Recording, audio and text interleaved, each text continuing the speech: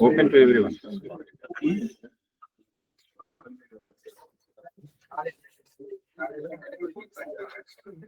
Just it is open on.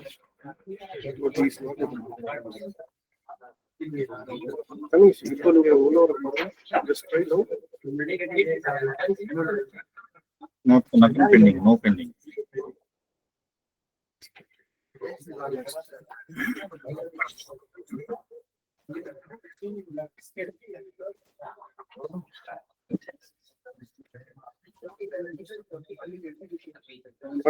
Wait, come forward. Okay, right.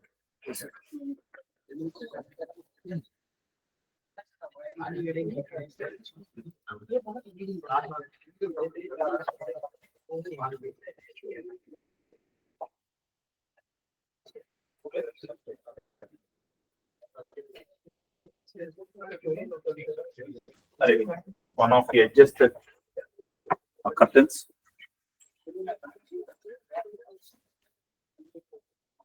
That last also, that's it, maybe.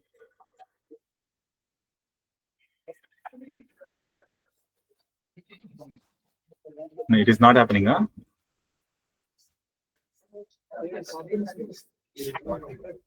At the end also same problem.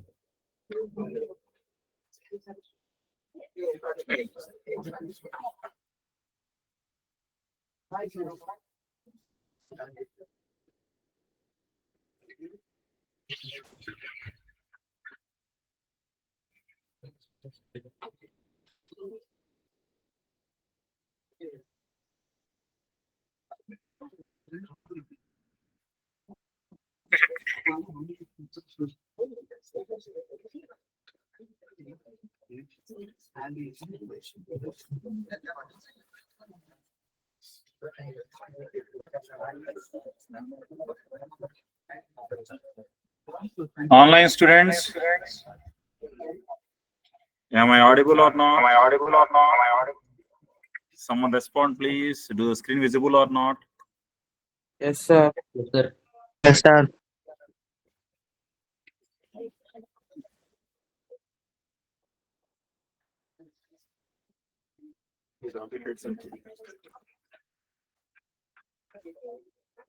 So in previous class, we are discussing about nucleophilic substitution reaction, or maybe nucleophilic addition reaction, right? Correct or not? Over carbonyl system.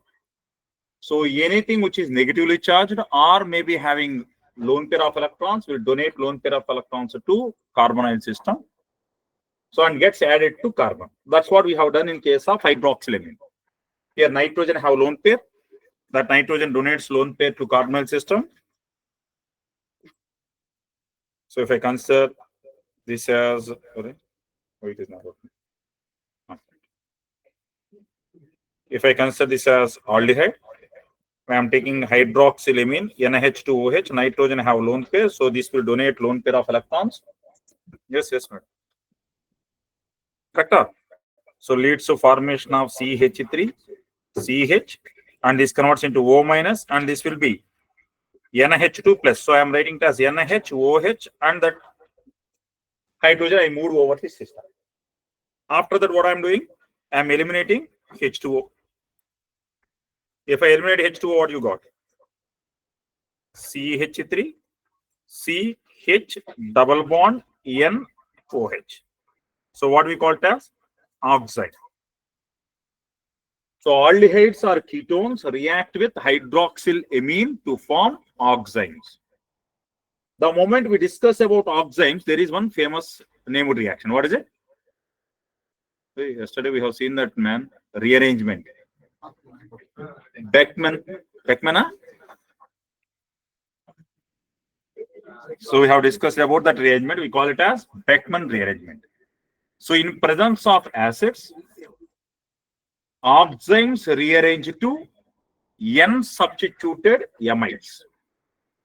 Same way we have seen that example in case of cyclic compounds also. If you have cyclic amides, we call them as lactams. Cyclic esters are called as lactones. So cyclic amides are obtained, so we call it as Beckmann rearrangement.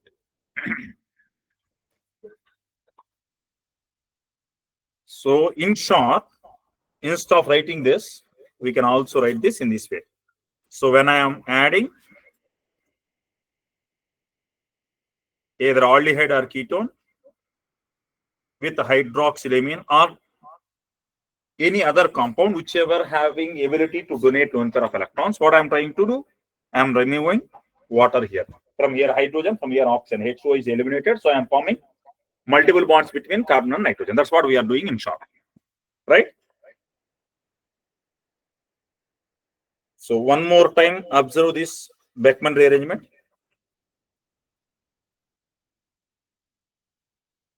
Just read it. Observe that rearrangement one more time.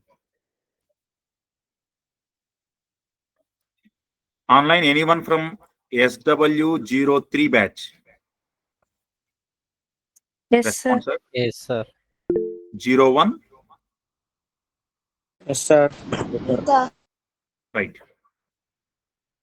Here, why we are doing this means we need to complete the syllabus as early as possible. That is the single motto, right? So once your Diwali vacations are over, you will be busy in your practicals, record books, then half yearly exams. Now I think already quarterly exams you are going through. Almost over, I think, quarterly. Then immediately they will start half yearly, right? After that, the moment December comes, revision test.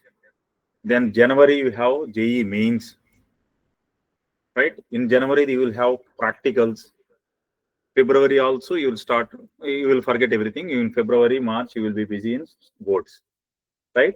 So if I don't complete syllabus first, it is impossible for us to complete the syllabus further, right? Whereas in chemistry concerned, if I complete this chapter and amines actually I have already completed, but based upon your request, I am going to do it one more time. If I complete aldehydes, ketones, and carboxylic acids and amines, these two topics, then our syllabus related to JE mains will be over, right? Then deleted portions are there. They are only for JE advanced, right? So what are those chapters? Surface chemistry, completed or not? Already have completed for few students.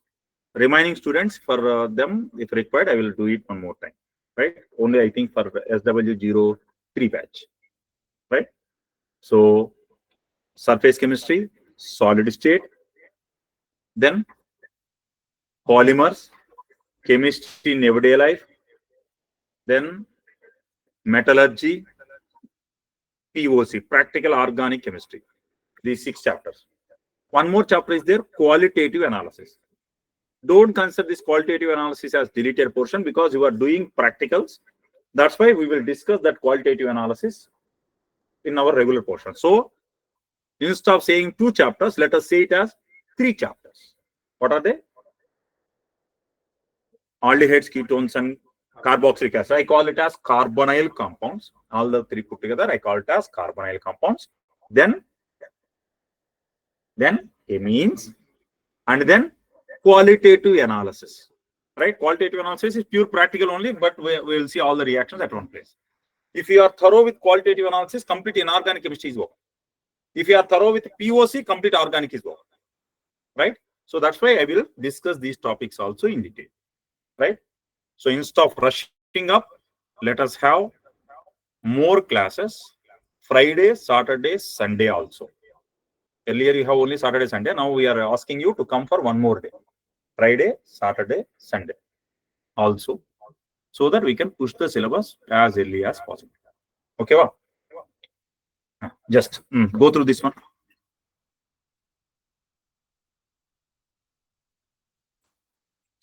Yes. No one, sir. I made open to everyone.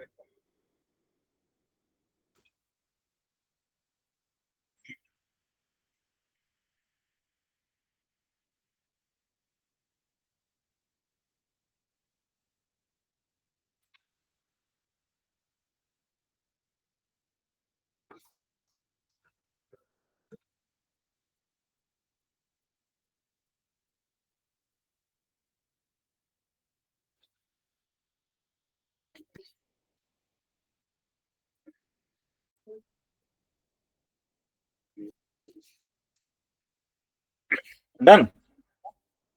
So I am taking one more example. Done now, Beckman rearrangement. So let us see one more example. Then I will come back to our regular discussion. See this example.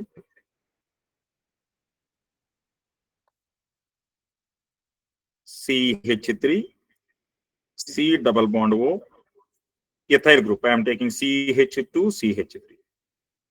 If it is allowed to react with NH2OH, what we call this compound as? Hydroxyl group is there, amine group is there. That's why it is called hydroxyl amine. Now, if these two are allowed to react, what happens? What I told you, we need to remove H2O.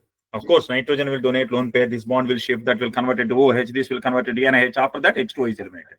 Instead of writing those many steps in single step, I am saying, right?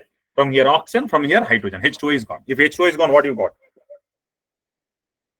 CH3, C double bond, N, OH. Right? Now, if this is allowed to react with any acid in the presence of acid, it undergoes rearrangement. We call that rearrangement as Beckman rearrangement. In rearrangement, what happened? Any group which is opposite to OH group, correct? That will migrate to nitrogen. So now in this, which is opposite to OH group, methyl. Instead of writing that, if I write like this, now which group will migrate? Ethyl. Right? The group which is opposite to OH group, hydroxyl group, will migrate towards nitrogen. Means this H plus goes here and it will form C double bond N. I am writing it as OH2 plus. I am writing it as methyl. This as ethyl. Correct now? So this group will be eliminated. Then this ethyl group got migrated from here to nitrogen. So what you got overall? There is methyl here. This is double bond. N. H2O is already lost. So over nitrogen, what you got? Ethyl. If this group migrated over this carbon, what you got? Positive charge. Right? As you are getting positive charge, whatever water molecule escaped out, it will now donate lone pair of electrons. Then what is the final product? Double bond N. Here I got ethyl. Here this is methyl. And this converts into OH. Now, what is this? Do it undergoes tautomerism or not? During tautomerism, what happens? So this bond will shift. This bond will shift. And this hydrogen migrates towards nitrogen. So it will convert into C double bond O. This is methyl. This converts into NH. And this is ethyl. What is this functional group called as? What is this functional group called as? Amide. What type of amide? There is substituent over nitrogen. That's why it is called N alkyl substituted amide. Right? N substituted amide. So oximes will be converted to, this is called oxime or not? Oxime converted to N substituted amide. We call this rearrangement as Beckman rearrangement. Yes, sir. That depends upon this substituent. If this is bulky group, then crowding will be more this side. That's why that OH will be in the other side. Accordingly, I will do. Right? Any questions, sir, in this? Clear now? I am coming back to our normal discussion.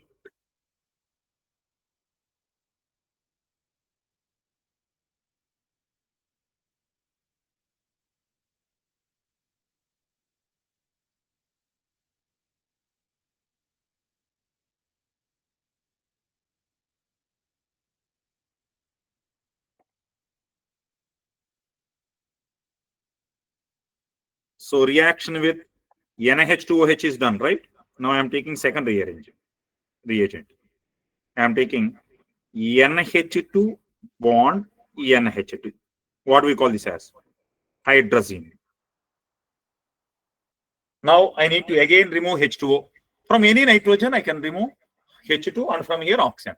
Then what will be the product, sir? If I remove H2O. Respond, what can be the product now?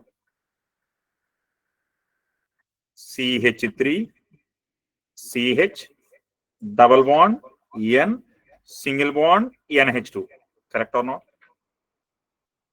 From here I have removed H2 and from here O, H2O is gone. Then what is left? CH3, CH, double bonded this N, NH2. Right? So what do we call this product as? What do we call this product as? NH2, NH2 is called hydrazine. Then this is called as hydrazone. Right? This is hydrazine. This is azo group, hydrazone.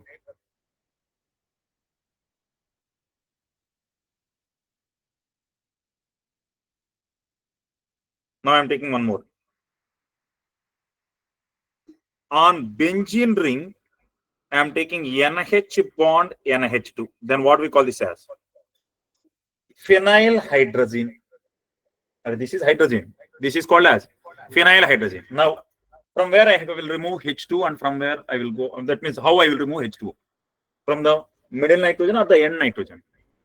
Because this is rich in electron cloud now. Right? So from here H2, from here O, H2 is gone. So what should be the product now? CH3, CH, double bond, N, single bond, NH, and then phenyl, benzene ring. Phenyl means benzene ring, correct? So what is the name of this compound now? Above hydrazine, that's why I got hydrazone. If it is phenyl hydrazine, what I will get? Phenyl hydrazone, right?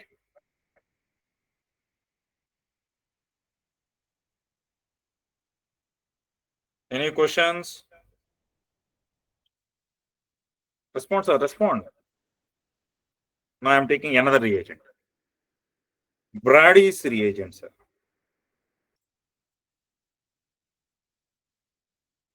What is Sanger's reagent? What is Brady's reagent? What is Sanger's reagent? What is Brady's reagent? Listen to this. I am taking it as a note. Let me write all these compounds. What is NH2OH called as? Hydroxylamine.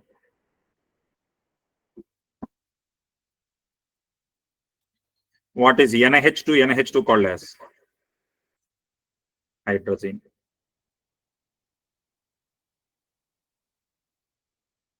What is benzene ring? With benzene ring, you have NH2. What we call it as? Phenyl hydrazine.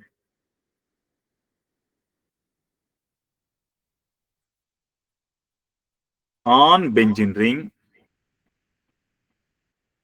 if we have NH2, what do we call this as? Again, what do we call this as? Same only, na? Phenyl hydrazine. Correct? On phenyl hydrazine, I am taking nitro group at ortho position and para position. Then what we got as? 2,4 dinitro phenyl hydrazine. Correct? 2,4 dinitro phenyl hydrazine. What we got as a 2,4 DNP. So 2,4 DNP test. It is there in your boards also. 2,4 DNP test. Aldehydes, ketones gives positive 2,4 DNP test. That's what. Now again, if it is allowed to react with aldehyde, what I have to do again? Same. From here H2, from here O. H2 is gone. Right? So we call this as Brady's reagent.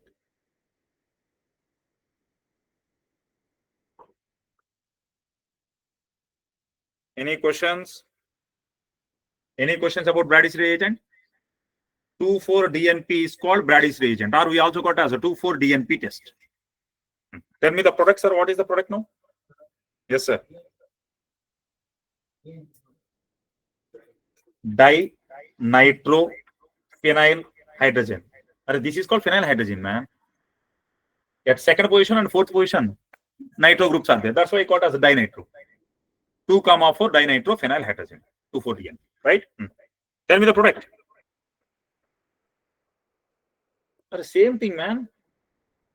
What I have to write? CH3, CH double bond, N. After that, NH, then benzene ring with nitro group at ortho position and para position. Done. Respond. We also call it as a 2,4-DNP test. This test will be positive in what cases? So this test is for identification of aldehydes and ketones. So aldehydes and ketones shows positive 2,4-DNP test. Yes, sir?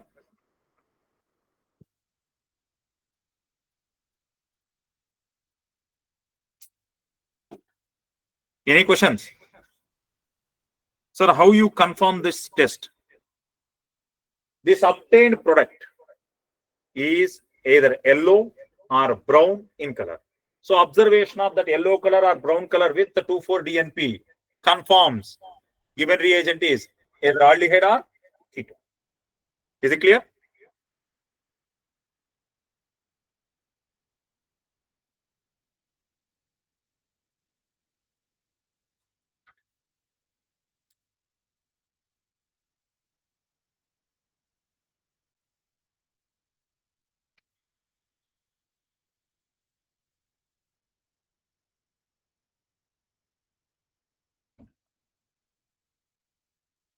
Done, sir. 2,4-DNP test. Now I am taking one more product, one more reagent.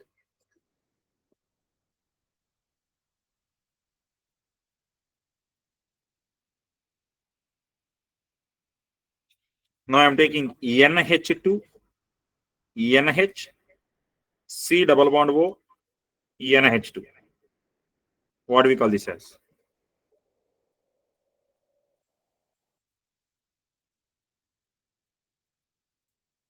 What is this group? What is this called as?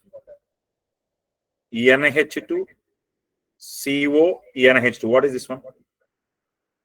Urea. Correct or not? Now what we have taken here? Over urea, you have kept one more NH2 group. Then what we got as? Azo. Correct? Huh? So can I call it as semi-carbazone? If I keep another NH to that side also, carbazone. Semi-carbazone, carbazone. Correct? Huh? Respond. Now, if it is allowed to react with aldehyde or ketone, now tell me the product. What is the product?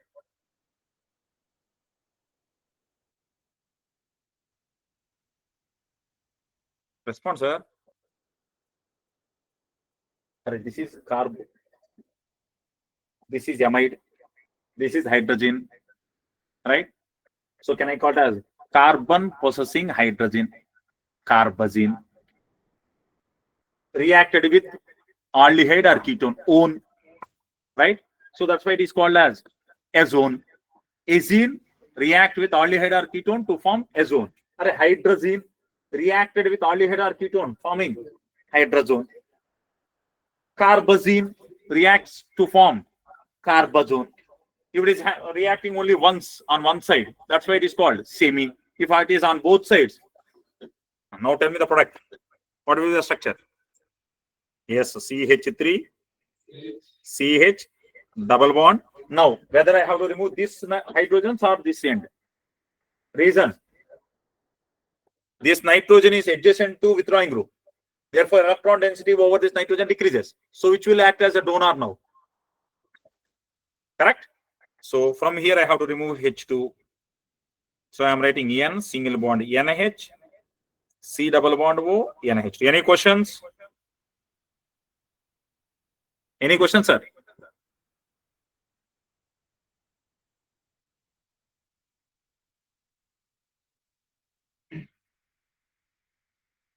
Respond.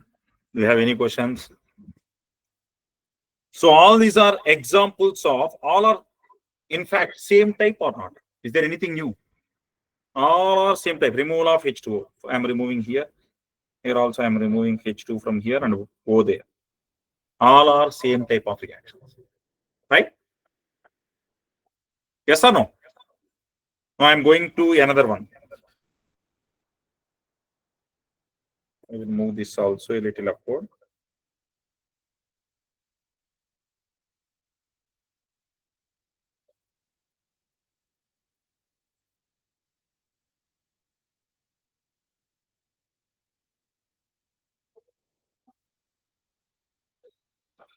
Reaction with water. Again, I am saying what we are discussing is we are discussing about chemical properties of aldehydes and ketones. In which first one we are seeing nucleophilic addition reactions. Means whichever is having lone pair of electrons, whichever is having lone pair of electrons or negative charge, that will go and attack over carbon of carbonyl system. That's why I'm saying nucleophile is going to add to carbonyl system. That's why we call it as nucleophilic addition reaction. Right? First we have added HCN. Next we have added sodium bisulfite. Then we have added Grignard reagent. Now we are adding ammonia or amines. Oh, we have not seen any reaction with ammonia. Huh? No need to discuss, I think. What happens if I take ammonia? Or here instead of the NH2OH, if I take NH3, what happens? CH3, CH double bond, NH. That's all. Right? If it is double bond NH, what we call it as? Imine. Correct? Huh?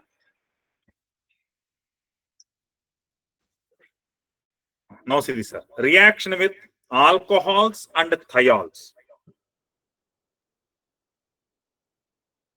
Reaction E. That is reaction with alcohols and thiols.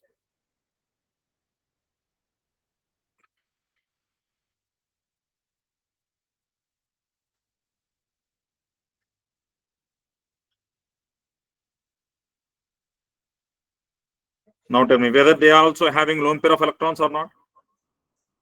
Therefore, can also be treated as nucleophilic addition reactions. Now directly I am taking the reaction. RCOCH3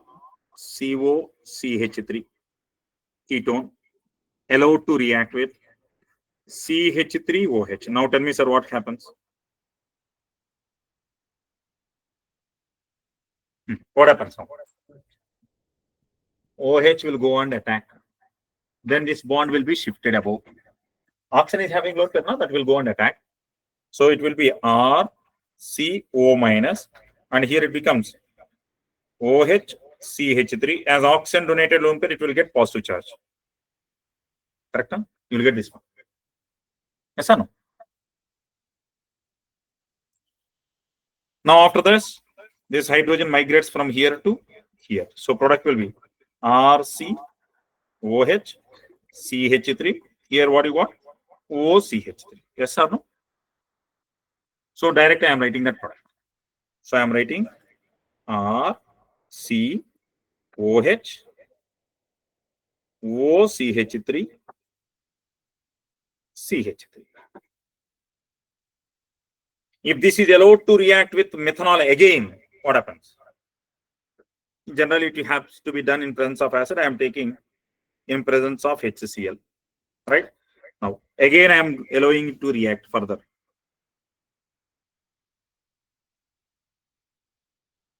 I am adding methanol in presence of HCl again. What happened? This OH group react with HCl, means H plus will go there. It will form H2O plus. That H2O is eliminated. Then there is possibility to get positive charge. Then methanol will donate lone pair of electrons there. So what will be the product now? Again, I will get OCH3 group here also. Any questions?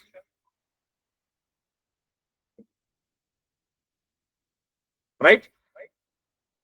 I am writing again. See this. R above OH is there. CH3 is there. Here also I am taking CH3OH. Remove H2O, that's all.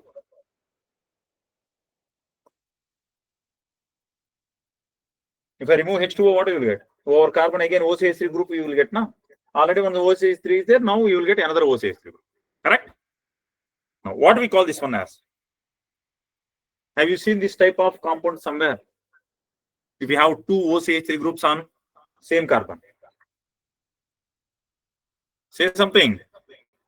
If you take carbon connected to carbon, connected to OH, connected to again carbon, connected to H.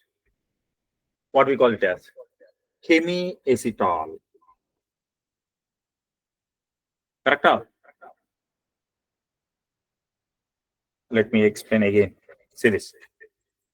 What is this one? Is it acetaldehyde or not? Is it acetaldehyde or not? I am adding methanol. Means I am adding CH3OH, any alcohol. This alcohol will donate lone pair of electrons, making this bond to shift. Then what you will get? CH3. This converts into COH. H below will be OCH3. Acetaldehyde reacted with methanol to form hemiacetal. If this is allowed to react with again methanol, then what happens? Above OH also will convert into OCH3 group.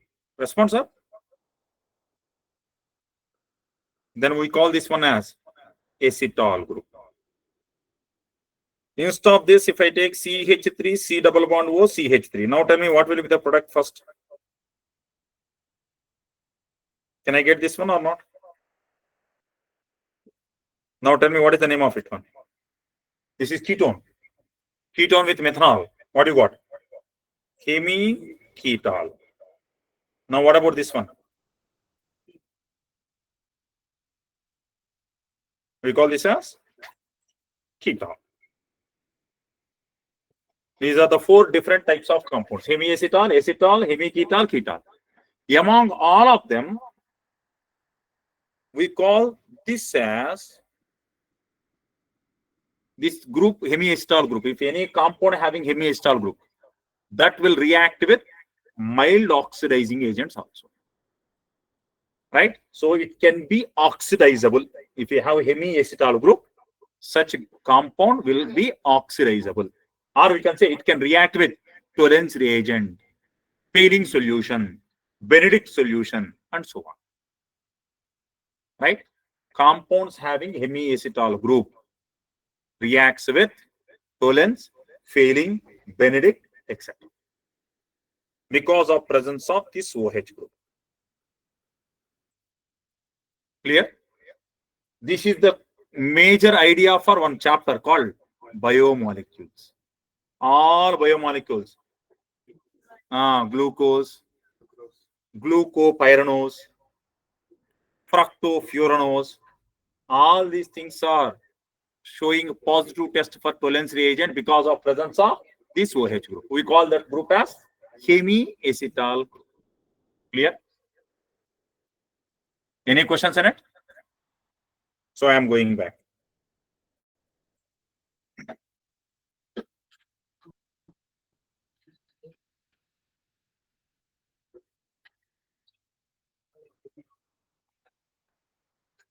What do we call this first one as? What is this one? There is no hydrogen here. I am repeating again. Carbon, again carbon, hydrogen. Here you have OH.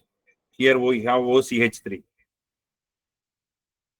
If this type of arrangement is present over a carbon, is this carbon is chiral carbon or not?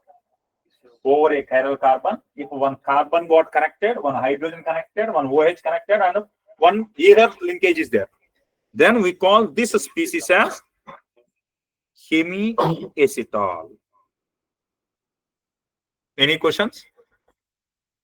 Again, carbon, carbon, hydrogen. Here instead of OH, there ether linkage, down also ether linkage. Then what we call it as acetal. Carbon, carbon, here OH, this side carbon, here OCH3. Now it is called hemiketal group. Carbon, carbon, carbon. Here I am writing O carbon and O carbon. So two ether linkages. Then we call it as ketal. Among all this, which is more important for me? Reason? That is the only group which can be oxidizable. That's why it will show positive test for Tollens, failing Benedict. Right? So that's why I'm calling this group as hemiketol. I call this as ketol. Any questions? Yes, yes. No, we cannot. Here there is no H. If there is no H, how this can be oxidized further? Oxidation means removal of hydrogen. I can remove one H. Where is the second H to remove? But here I can remove from here H, from here H. If I remove H2, you can get double bond. Means oxidizable. Clear? No. Plus H2O. By any means, if I am able to remove this H2O, then what happens to this equilibrium? Moves in forward direction. Correct?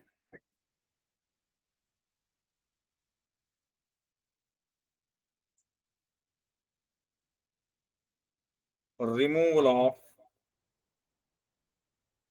H2O shifts equilibrium in forward direction.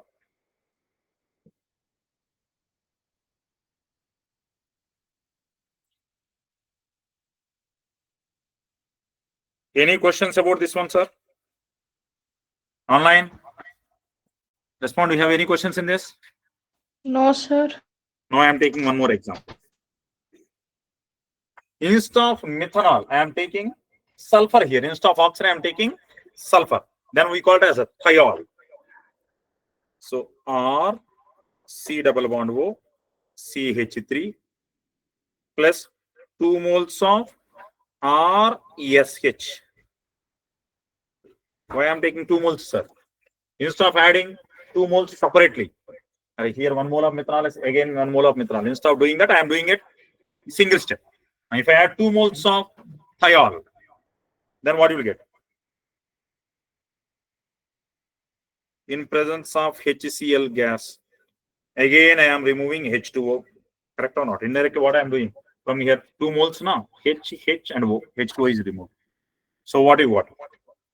R, carbon. Here you will get SR, SR, and here it is CH3. Correct, sir? What do we call this one as? Mercaptol.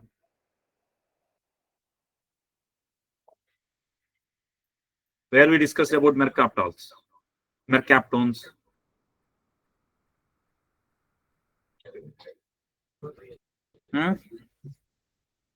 Smell of domestic gas, butane, is because of mixture of mercaptones along with butane. Otherwise, we cannot get that smell.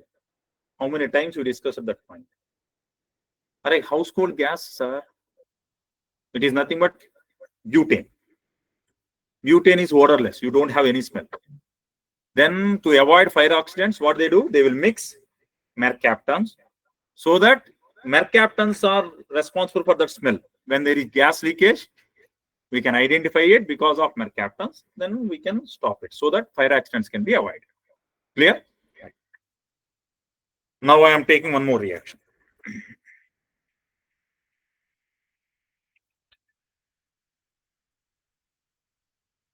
R C double bond O H. Aldehyde I have taken. allowed to react with CH2OH, CH2OH. What do we call this one as? Ethylene glycol, correct? Huh? Right? So this is called ethylene glycol. Ethylene glycol is also called as a protecting group for aldehydes and ketones. Why we call it as protecting group? See this. Here also I have to remove H2O. And instead of adding two alcohols, I am having two OH groups in the same. So here also I have to remove H2O now. From here H and from here O. H2O is eliminated. So then what should be the product? What will be the product? R, carbon. Here you have hydrogen. O, O, CH2, CH2. Right? Now, if I do hydrolysis of it, acid hydrolysis, it will form reactant as usual. So it will convert into, I am doing hydrolysis means I am breaking bonds here. Then what you will get? RCHO plus thiol got regenerated. Sir, why we are using this reagent then? If I don't want aldehyde group to react, if there is another group also present in it, I want only that group should react, not this aldehyde group. Then what I will do? First, I will allow it to react with ethylene glycol. Then I will add that reagent, make that other functional group to react. At the end, I will do hydrolysis again. For example, this.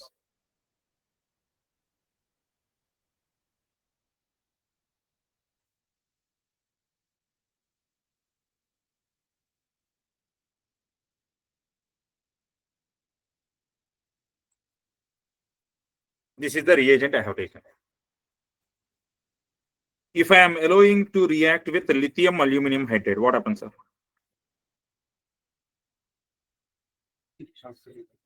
What happens? Lithium aluminum hydride is a good reducing agent. LAH, lithium aluminum hydride is a good reducing agent. It will reduce all functional groups except carbon-carbon double bonds. It can reduce carbon-carbon double bonds also if and only if it is adjacent to benzene. If there is benzene ring here, then this double bond also will be reduced. Otherwise, it will not touch. But it will reduce all aldehydes, ketones, esters, carboxylic acids, right? Everything will be converted to respective alcohols. If it is cyanides, amines. Correct? Right. So what should be the product now? What should be the product now? CH3, CH, double bond, CH. This converts into CH2OH. Now, I am using hydrogen in presence of nickel. What happens now? Hydrogen in presence of catalyst. Then every pi bond will be reduced. So reduce every pi bond. Then what you will get? CH3, CH2, CH2, CH2OH. Now my challenge is I don't want to reduce aldehyde. I want to reduce only double bond. Then what I have to do? First, I need to protect aldehyde group. Right? After protecting aldehyde group, I will reduce double bond. And at the end, I will hydrolyze. So for that, what I am doing? First, I am adding ethylene glycol. Now what happened if I add ethylene glycol? From here H and from here O, H2O is gone. So product will be CH3, CH, double bond CH. Here I will get CH, O, O. Correct? Huh? Response, sir. Do aldehyde group got protected or not? Now I am doing reduction. Now I am doing reduction.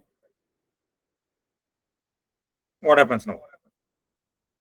Pi bond is gone.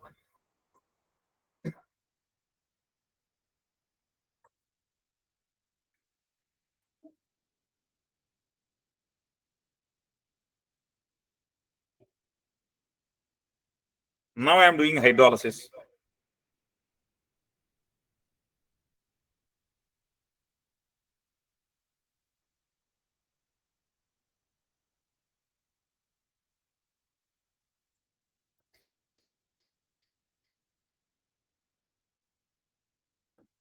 What happened in total now?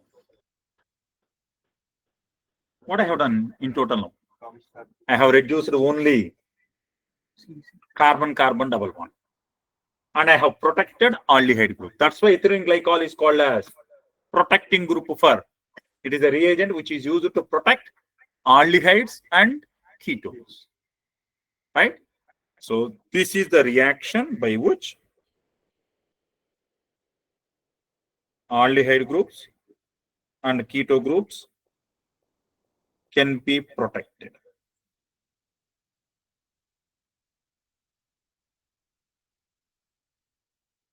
By cis diols. Can I call them as cis diol or not? And both OH groups must be on same side. Then only I can protect. Any questions are in this? Respond. Do you have any questions in this? Any other? You take any cis diol. Glycerol also you can take. Right? Minimum 2 OH groups should be on same side. That's all.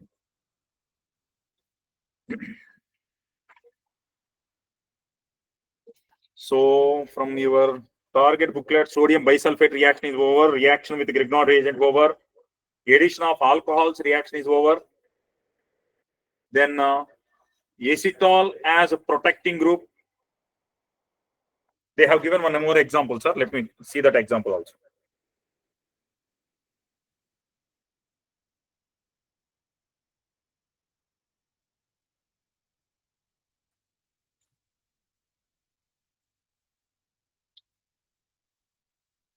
This is the compound given. Now they are adding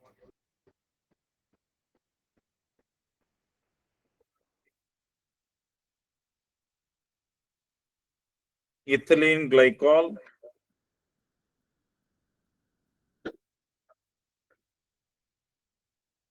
now what happens, sir, on adding this? Which not visible, huh?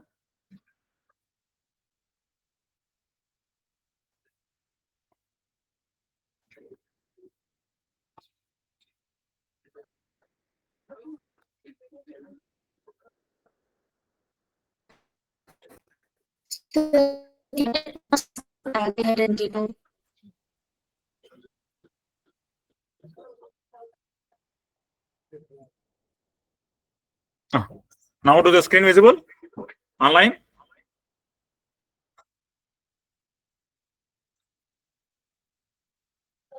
Sir, it's visible, sir.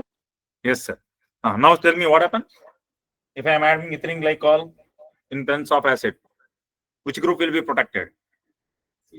Not ester group. Reason? It is electron rich now. Over this carbonyl, you have O group, means this oxygen will donate lone pair of electrons and it will convert into CO minus. So it is electron rich. So it will not go and attack here. So it will attack only on aldehyde or keto group. So if it attacks here, what will be the product now?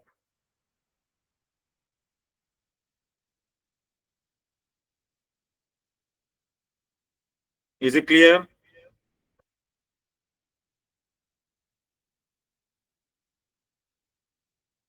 Response, sir? I am removing two hydrogens here and oxygen here. H2 is eliminated. From here hydrogens, from here oxygen. H2 I have eliminated to form this group. So I have protected that keto group. Right? After that, they have added lithium aluminum hydride in presence of ether, followed by hydrolysis. Now they are adding lithium aluminum hydride in presence of ether, followed by hydrolysis. Now what happened? What lithium aluminum hydride will do? Will reduce ester group to alcohol. If without adding ethylene glycol, if I directly use lithium aluminum hydride, what happens? Keto group will convert to alcohol and ester also converts to alcohol. Both will be reduced. Now what I have done? We have protected that keto group and now we are reducing only ester. So now this will convert into alcohol. This group got protected. Now after that, what I am doing? Hydrolysis. After doing hydrolysis, that keto group got restored. Response are correct? And this ester group converted into alcohol. Plus this is ethyl alcohol. Any questions in it? You have any questions in it? Are you able to understand the role of ethylene glycol now? Next, addition of water means formation of hemi-acetal and so on.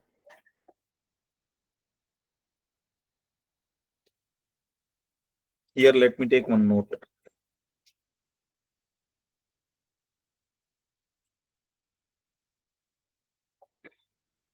We are taking acetaldehyde allowed to react with water. Tell me, sir, what happens now? Acetaldehyde allowed to react with water. Now, oxygen will donate one pair of electrons. This bond will be shifted. Then H comes here. So, what do you got? What do you got now? CH3, C, OH here, OH here. Yes or no? But if we have two OH groups on same carbon, what should happen? H2O should be eliminated. Means this product is stable or unstable? Right? Respond. This is unstable. So can I call it as hydrated aldehyde? Or this is aldehyde allowed to react with water. That's why I call it as hydrated aldehyde. Right? So this hydrate is unstable. Correct? Huh? As this is unstable, it immediately loses water. If it loses water again, goes back to aldehyde. Right? Now tell me, do aldehydes react with water or not? No. Reason? Even if they react with water, you will get hydrated product which is unstable. To make it stable, we are taking one more. Instead of CH3, I am taking CCl3. So your screen is stuck in the first step, sir. Okay, just a moment.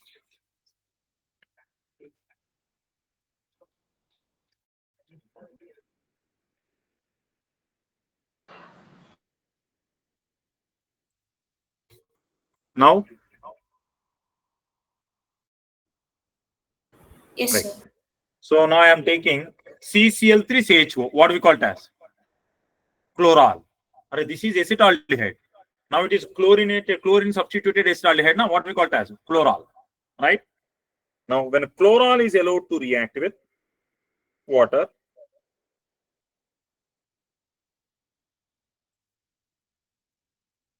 now do the same thing, nucleophilic addition reaction.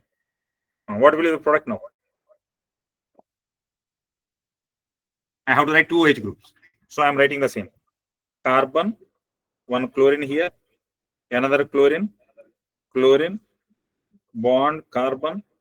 Here it is OH, OH, H. Response are same thing or not? There is possibility to form hydrogen bonding between these two. So can I call it as intramolecular hydrogen bonding? So because of formation of intramolecular hydrogen bonding, even though there are two H groups on same carbon, H2O will not be eliminated. It became stable because of hydrogen bonding, right? So I'm writing the same. I call this as chloral hydrate.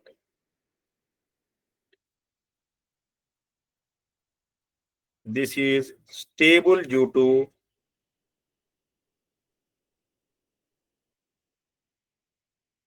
intramolecular hydrogen bonding.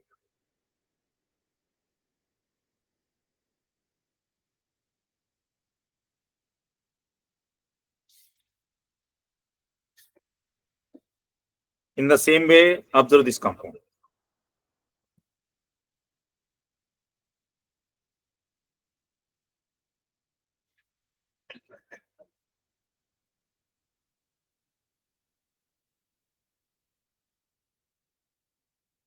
Do this becomes stable or not?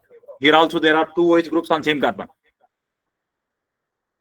If there is no hydrogen bonding possible between oxygen, keto group oxygen and this one, it becomes unstable. Because of that, it is stable. Clear? If there is no C double bond O group here, then it becomes unstable. Right?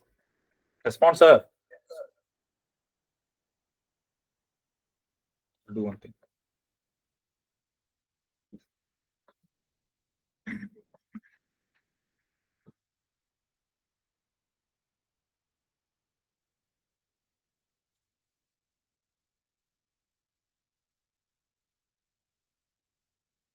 Will you understand now?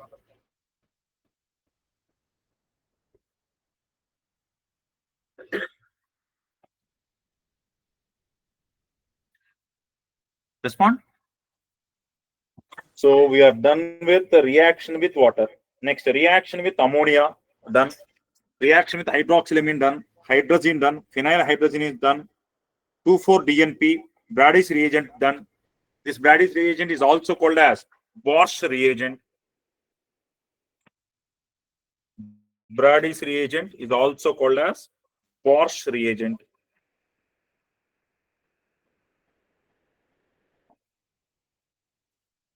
So that is also done. Semi-carbazide, semi-carbazone done. Next side heading, Witting reaction. Any questions, sir, up to here? So next side heading, Witting reaction. Witting reaction is used for preparation of alkenes from aldehydes or ketones. Here we use one type of intermediate called phosphorus ylides. Generally, we have carbocations, carbanions, carbenes, nitrines as intermediates. Here we have a different type of intermediate called ylide, and phosphorus is present in it. That's why it is called phosphorus ylides. Right? Now see this reaction, Witting reaction. This is reaction number EF.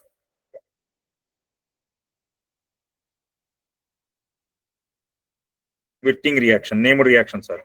Today we are seeing the second named reaction. What is the first named reaction we have seen? Beckmann rearrangement. What is Beckmann rearrangement?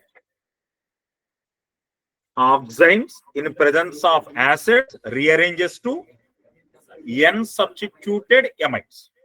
Which alkyl group will migrate? The group which is opposite to OH group will migrate. Clear?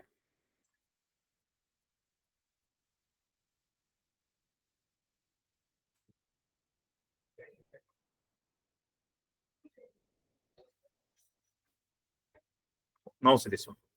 First, how ylides are prepared. First, we will see how ylides are prepared. How these ylides are used to react with aldehydes or ketones to form alkenes. So both steps we will see. First, preparation of ylides. I am taking alkyl halides or CH2X. Whether it may be primary or secondary alkyl halide, I will not use a tertiary alkyl halides. The reason? If it is tertiary alkyl halides, they prefer to undergo elimination to form alkenes. So that's why directly I am taking primary or secondary. If it is a tertiary, they prefer elimination. This allowed to react with triphenyl phosphine. Means on phosphorus, 3 benzene rings should be there. Triphenyl phosphine. On phosphorus, this is lone pair, benzene ring, 3 times. This is called triphenyl phosphine. We wrote it as PH3. Now, do phosphorus can be lone pair electron donor or not? When phosphorus donates lone pair of electrons, can I remove this X? Right? So product will be yes, RCH2. Phosphorus donated lone pair, so PPH3. Phosphorus will get positive charge. Donated lone pair, na? That's why it gets positive charge. And which is left from that position? X minus. Response, sir. Now I am adding sodium hydride, Na plus H minus. I'm adding metal hydride, sodium hydride, right? We can also use any organometallic compound also. Butyl lithium,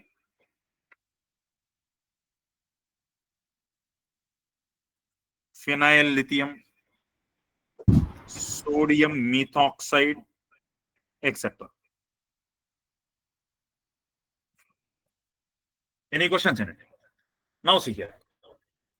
This H minus can pull H plus from this carbon. And this phosphine is having positive charge. Then what about these electrons? These bond electrons will be pulled towards phosphorus, right? Therefore, H minus can pull H plus from here. If H minus pulls H plus from there, what you will get? Yes or no? That H plus will take H plus from here and H2 gone out. Means indirectly I can form double bond between carbon and phosphorus. Any questions in it? We call this as phosphorus halide. Clear? So I'm writing the same. So what should be the product? R CH double bond P PH3. Or instead of this, can I also write it as R CH negative charge, single bond P PH3 positive charge? Yes or no? Can I write any of them? Right? So we call this reagent as Witting reagent. This is the reagent I have to use in Witting reaction. So we call it as Witting reagent. What is the name of this reagent? We call it as phosphorus halide. Any questions? No, sir. What is the name of this compound? We call it as phosphorus halide, common name. How I can name it? Can I call it as alkylidene? If anything is connected to another thing by double bond, we call it as idene. This is alkyl group. So what I call it as alkylidene. And 3 phenyls over phosphorus. So what I call it as alkylidene triphenyl phosphine or phosphorane. So it is also called as alkylidene triphenyl phosphorane. That is the name of the compound. Now, this is used as reagent to produce alkenes. So this will react with aldehydes or ketones.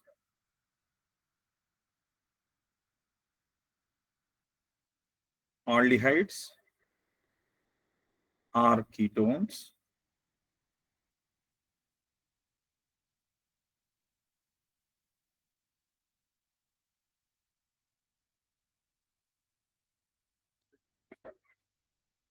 React with phosphorus halides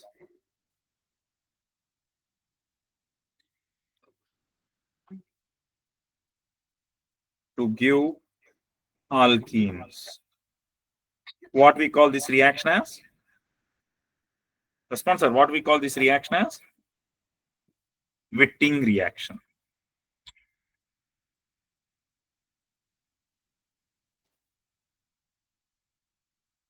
I am taking one example.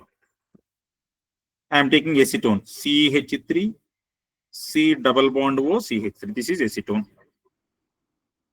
Allowed to react with phosphorus halide.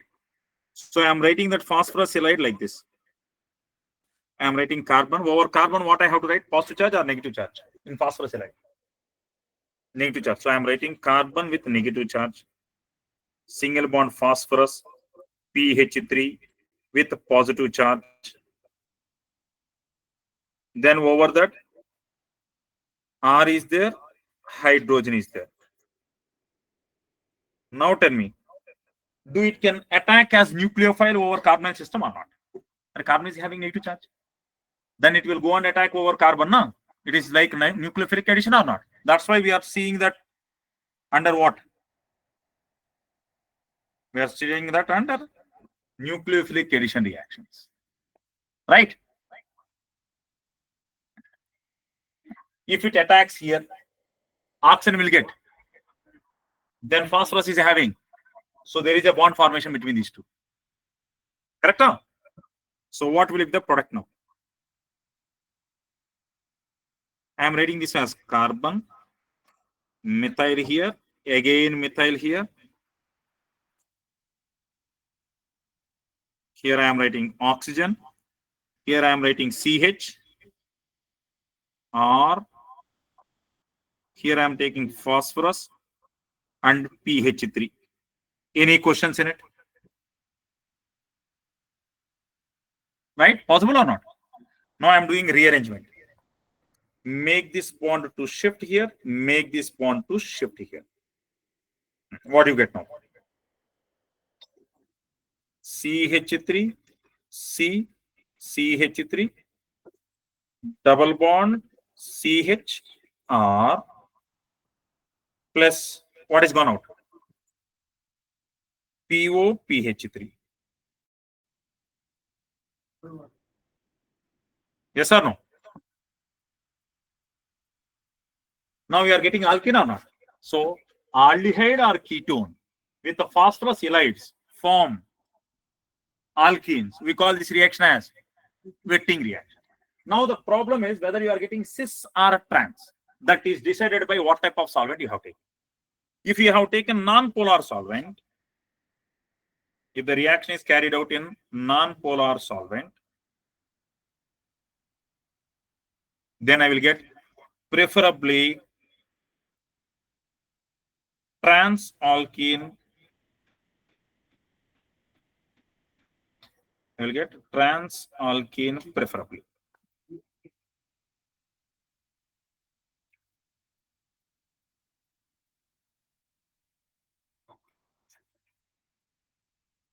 If it is a polar solvent,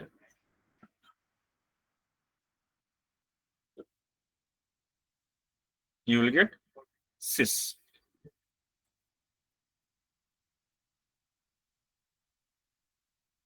This is the general statement. We are not much discussing about that. Any questions further, sir?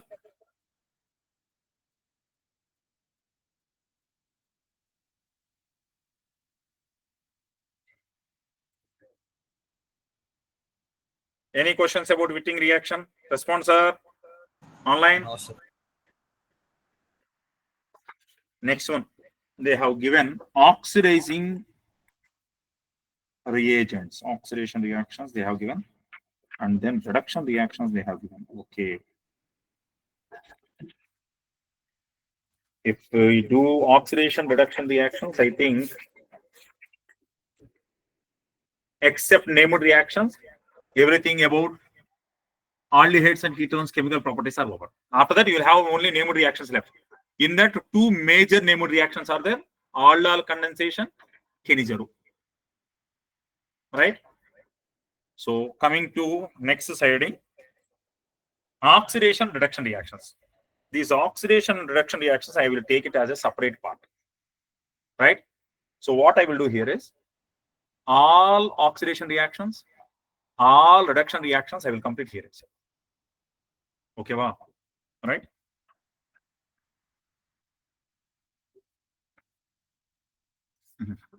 I cannot. How can I delete it? Okay.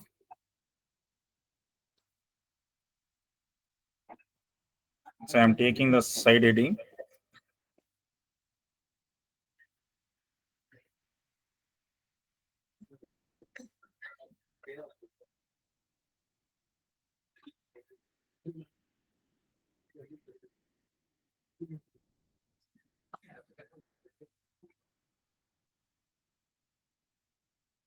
Done.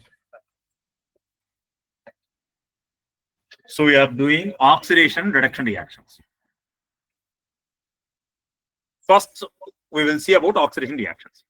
In alcohols and phenols chapter, We have already discussed about oxidizing agents. Mild and strong. What are mild oxidizing agents, sir? PDC. What is it? Pyridinium dichromate. PCC. Pyridinium chlorochromate or copper. Correct? One more reagent. CrO3 in presence of pyridine. If the same CrO3 in terms of acid, Jones reagent, Collins-Jones reagent, which is a strong oxidizing agent, primary alcohols will be converted to carboxylic acids. Yes or no? I will do one thing. Let me open alcohol phenol ethers.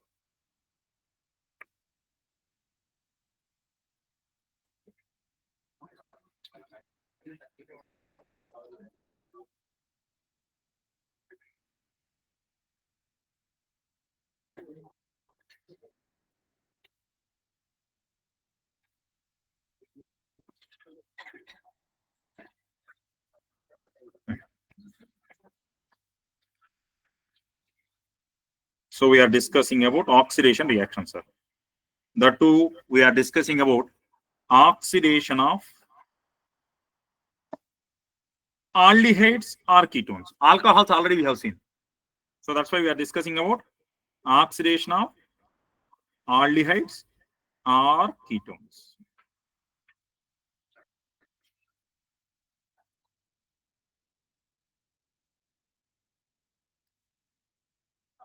Under this, if I am saying PCC, what is it? PCC means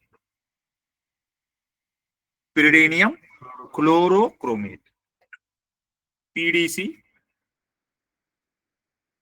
dichromate. Copper on heating, etc. All these are mild oxidizing agents. What these mild oxidizing agents do? If you take primary alcohols, you get aldehyde. Secondary alcohols, ketones. Tertiary alcohols, no reactions. Exception. If I use copper, tertiary alcohol converts to alkene. Right? I am repeating again. Sir. I am taking CH3CH2OH, ethyl alcohol. Is it primary or not? If I use PCC, mild oxidizing agent, remove H here, H here. So product will be CH3CHO, aldehyde. If I use a strong oxidizing agent, instead of aldehyde, I will get acid, carboxylic acid, acetic acid. Mild oxidizing agent will stop at aldehyde. If it is strong oxidizing agent, it will complete up to carboxylic acid. If I am taking secondary, CH3, CHOH, CH3, secondary alcohol. Now, in terms of PCC or PDC, what do you got? Ketone. Any questions in this? If I take tertiary alcohol, in presence of PCC or PDC, no reaction.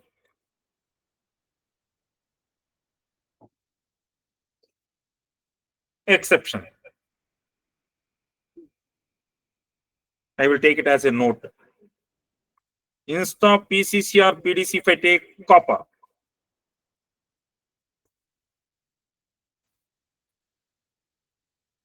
if it is heated in presence of copper, what do you get?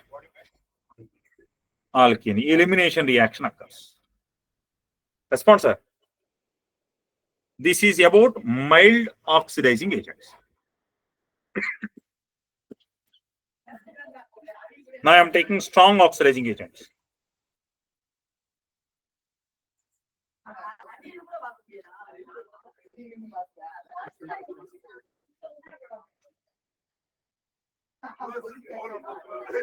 Examples of strong oxidizing agents, sir.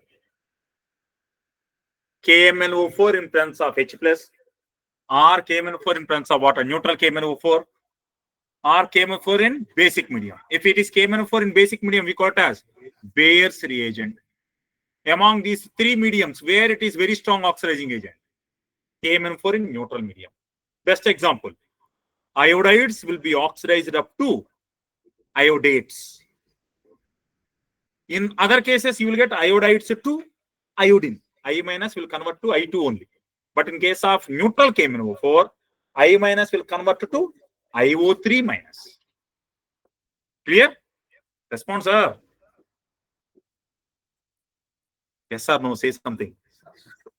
Yes, sir. I am writing KMnO4 in presence of basic medium, strong oxidizing agent. If it is basic medium, what we call this reagent as? Bayer's reagent.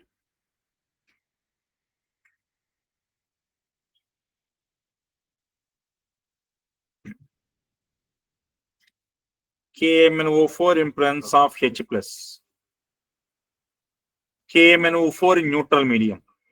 Same way K2Cr2O7 in H plus or OH minus or neutral, whatever it may be. All these are examples of strong oxidizing agents. Now, if you take CH3, CH2OH, primary alcohol. Now what happens? If it is KMnO4 in presence of OH minus. What happens now? Complete oxidation happens. So reaction will not stop at aldehyde. Aldehyde will be oxidized further to form. So product will be CH3, COOH. Any questions? Now I am taking methanol. Methanol is allowed to react with K2Cr2O7 in presence of H plus. What happens now? Only one carbon is there. So product will be formic acid. In case of formic acid, one exception we discussed. What is it? All carboxylic acids are stable except formic acid. Formic acid will decompose or oxidize further to form carbon dioxide. Are you able to understand? All primary alcohols will be oxidized to respect to carboxylic acids. Methanol also will be oxidized to methanoic acid, formic acid, methanoic acid. But methanoic acid is not stable in presence of strong oxidizing agents. This will break again, remove H2O. Then what you will get? H2O plus CO. CO will combine with oxygen again to form. So product will be carbon dioxide plus H2O. Except formic acid, remaining all acids are stable. In presence of strong oxidizing agents, formic acid will decompose to produce carbon dioxide. Any questions are in this? No. This is about primary. If it is secondary, if I take secondary like this, CH3, CH, OH, CH3, then with KMnO4 in presence of H plus. Now tell me, sir, what is the product now? Ketone only. Means, do secondary alcohols give same product or different product in mild and strong? By using mild oxidizing agent, what you got in secondary alcohol? Ketones. By using strong oxidizing agent also. So you will get different product only in case of primary. Mild gives from primary, mild gives aldehyde. Strong gives acid. Correct? From secondary, mild gives ketone, strong also gives ketones. Tertiary, mild will not react, strong also will not react unless you heat it. Right? So here again, tertiary, no reaction. Are you able to understand?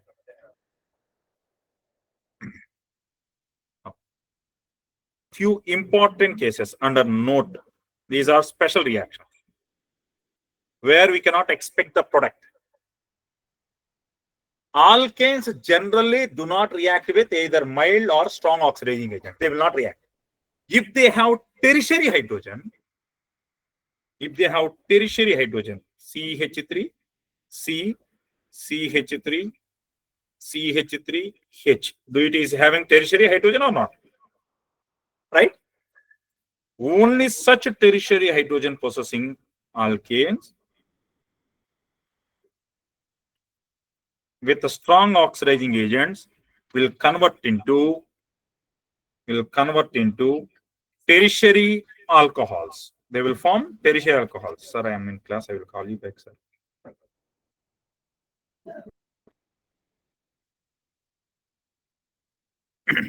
Reaction will stop at tertiary alcohols. Reason? Already we discussed. Primary forms acids, secondary forms ketones, tertiary no reaction. That's why this will stop at forming tertiary. Clear? Now I am taking alkenes.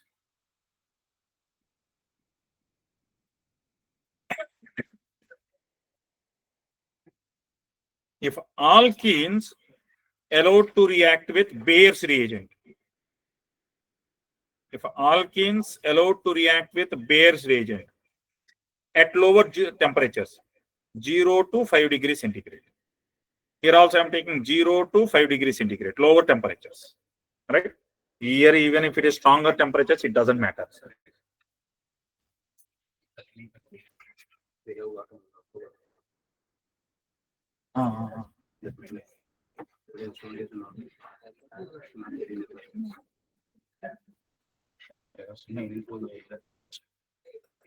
We have not responsible. That's what I said. With the approval mail is there now. Old mail it has that. Yes, yes. Definitely. Yes, it is.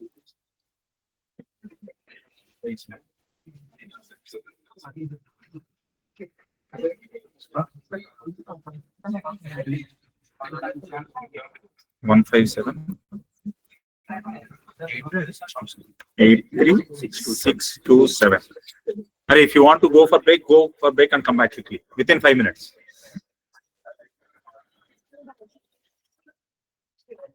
Online students, you can join in the second link.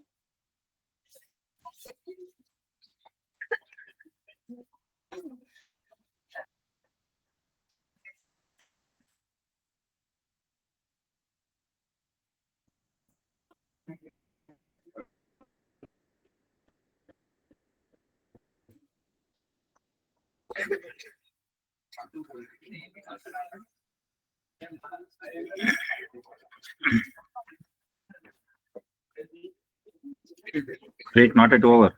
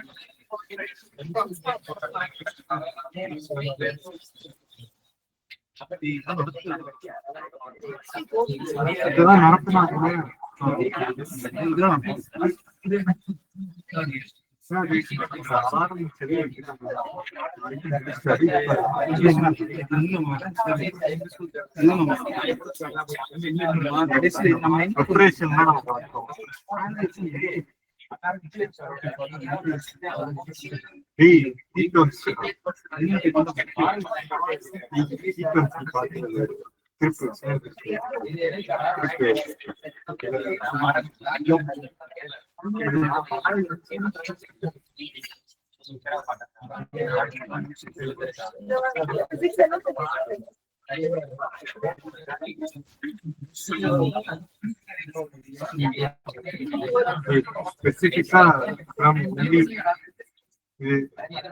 specific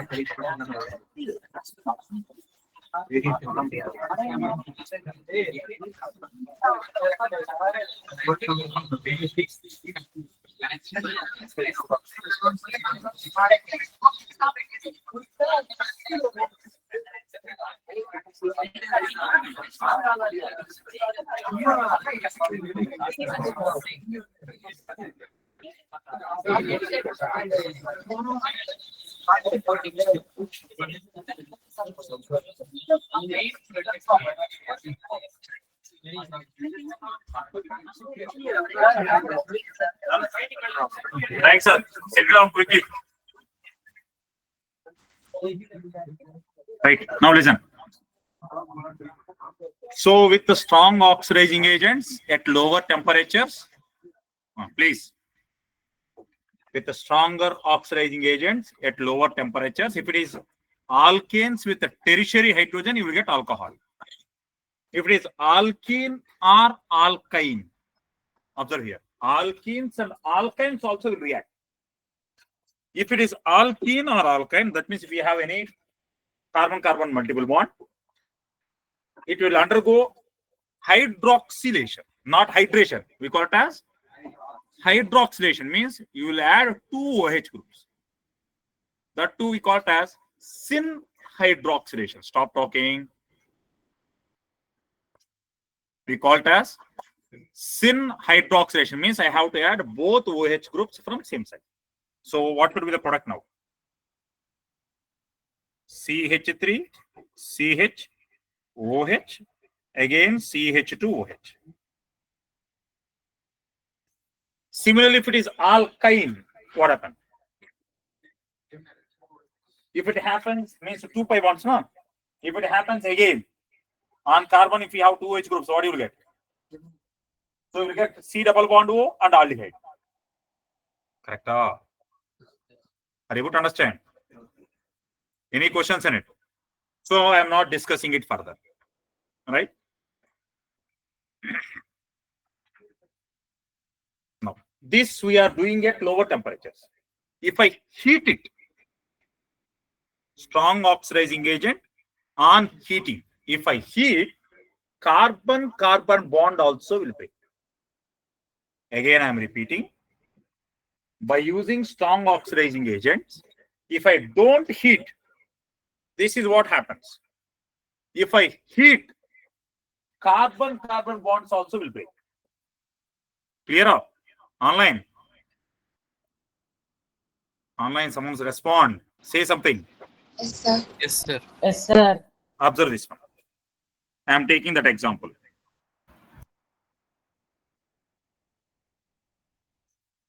CH3, CH2, CO, CH3. All right, right? CO, CH2, CH2, CH3. Is it ketone? Right? Already it is ketone. Means if you take secondary alcohol, what you will get? Ketone only, na? Right? This with KMnO4 in presence of H plus, instead of 0 to 5 degrees centigrade, maybe room temperature or above, means I am heating it. Now what happened? Carbonyl carbons and next carbons bond will break. Now my question is whether this will break this side or this side. There are two possibilities, no? Either it can cleave that side or this side. In such case, we will follow a rule called Popov rule. What is Popov rule? C double bond O group will always go with smaller chain, right? Instead of this, if I am taking this one, now which bond will break? Whether towards right side or left side, where cleavage occurs? Left side, right? If it cleavage occurs at left side, this group converts into carboxylic acid, acetic acid. This also converts into acetic acid. So what you will get? 2 moles of acetic acid. What we call it as?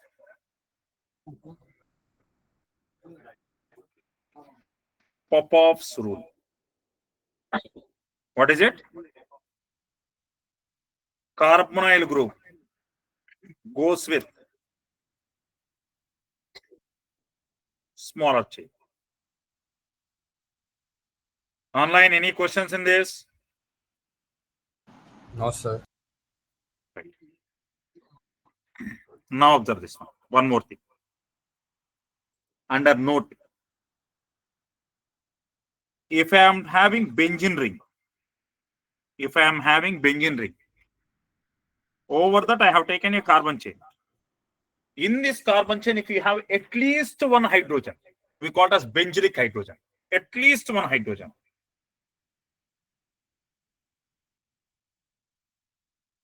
And I am using alkaline KMnO4.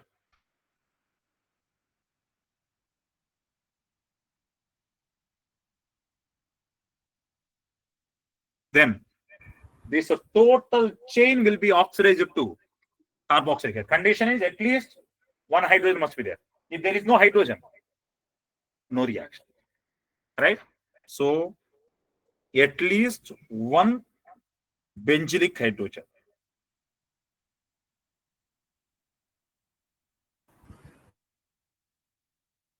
Then the total chain converts into carboxylic acid. Are you able to understand about these three special reactions?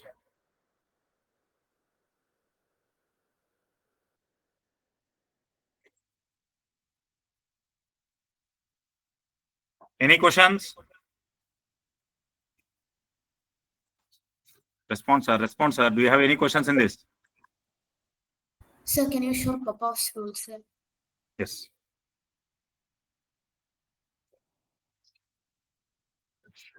Now I am taking one more reagent, sir. Now, what is Collins reagent? Seret you. Collins reagent.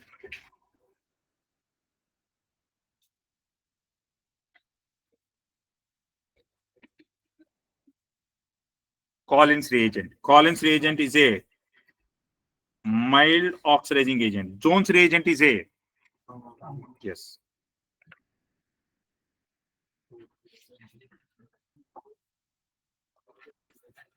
So what is Collins reagent? CrO3 in presence of pyridine. If it is sulfuric acid or if it is present in presence of acid, then it is Jones. And I am taking a solvent. That solvent may be CH2Cl. Right? Collins reagent. So in presence of pyridine, it may form complex with CrO3. So Cr double bond O, double bond O, double bond O, And again, I am taking pyridine this side. In both cases, nitrogen have lone pair of electrons. This try to donate lone pair of electron, that also. So there will be interaction between these two. Right? We call this as Collins reagent. Or we also call it as, if I am oxidizing anything by using Collins reagent, we call it as Seret-Collin oxidation. Or we also call it as Seret oxidation. Either I call it as Seret oxidation, or we also call it as Seret-Collins reoxidation.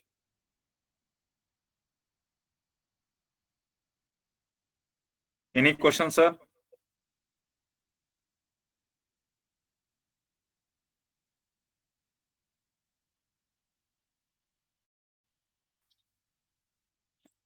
If the same CrO3, CH2Cl2, instead of pyridine, if I take acid, we call it as Jones reagent, which is a strong oxidizing agent. So I am writing that same. Jones reagent.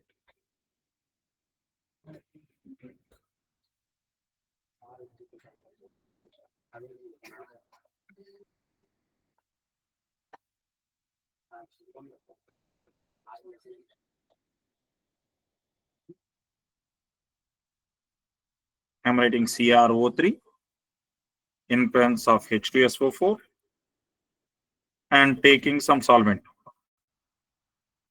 Right? Any aprotic solvent. It should not give H+. So I can take acetone. Is it polar aprotic solvent or not?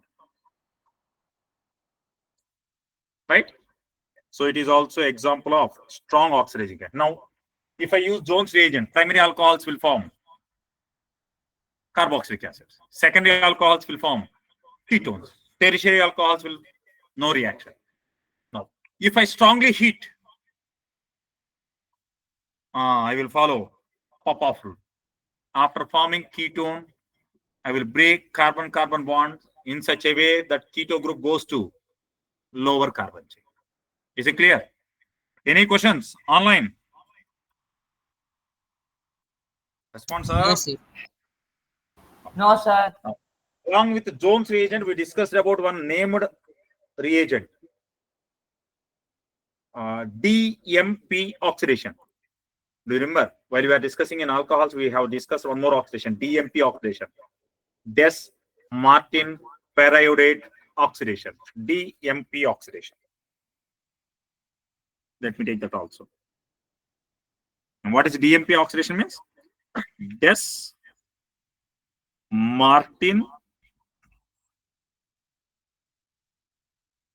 periodinane.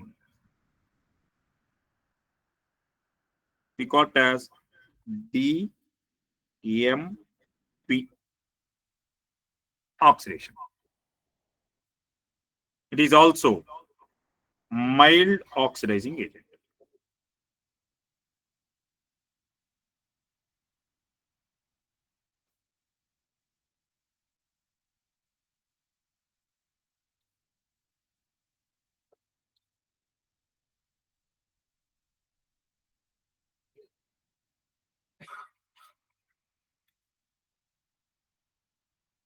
No need to discuss about this.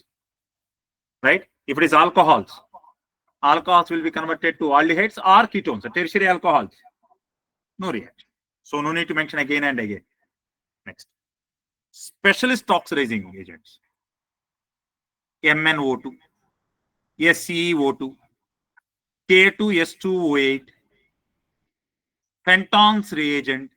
These are all specialists, selective oxidizing agents. They will not be used as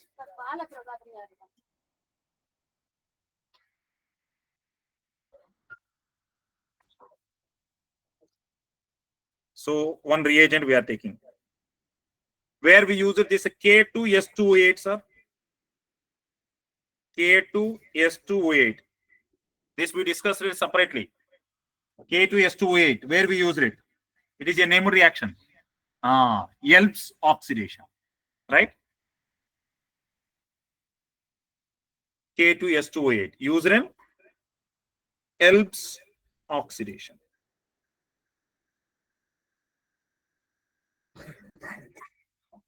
What we have done in Elb's oxidation, sir? We have seen Elb's oxidation in phenols. Or it is there in your NCRT also. Elb's oxidation. What we have done? Phenol with K2S2O8 forms. What you will get? Phenol forms. Phenol. Response, sir. Is it oxidation or not? Same phenol with nitration mixture, concentrated HNO3 and H2SO4. Then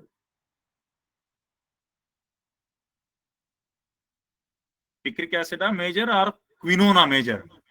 Quinone. Same phenol with concentrated HNO3. Picric acid. Same phenol with 20% HNO3 or dilute HNO3. Orthonitrophenol is major. Response, sir. Okay, I will do one thing. Again, I am writing as a note. How many notes to see this? Again, note. Example.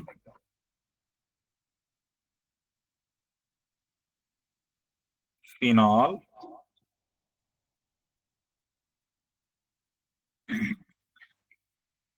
with concentrated HNO3 and H2SO4. Nitration mixture. Generally, what we expect? Nitration means we'll add NO2, NO2, NO2. Correct? So, we generally expect picric acid 2, 4, 6 trinitrophenol. We expect picric acid as major. But what you will get major?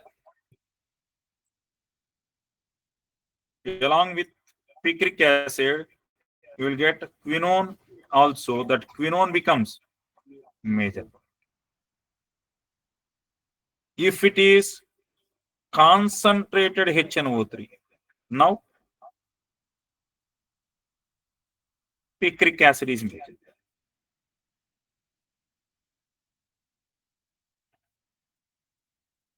If it is allowed to react with the 20% or dilute HNO3, then orthonitrophenol as major. Clear? No questions and no doubts. So I am removing this. Right? Because same thing we discussed in phenols topic also. Here, let me take one more example. Not only that, sir, if you take aniline, here also no one will predict this product. Aniline, if it is allowed to react with concentrated HNO3, what we expect? Here also we generally expect something, right?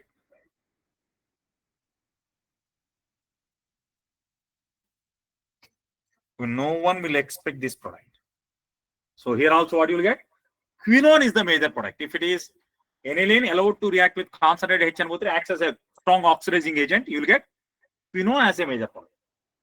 Is it clear? Next. Yes, sir. Same phenol with H2Cr2O7, chromic acid. Then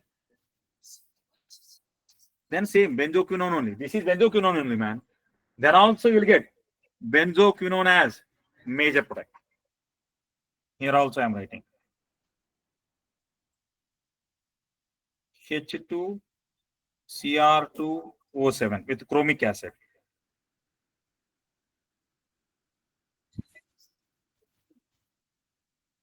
Right? Instead of H2Cr2O7, if I take K2S2O8, then phenol. This one. Helps oxidation. Don't get confused. Now, the same phenol in presence of oxygen and V2O5. Then what you will get? Malic anhydride is the major product.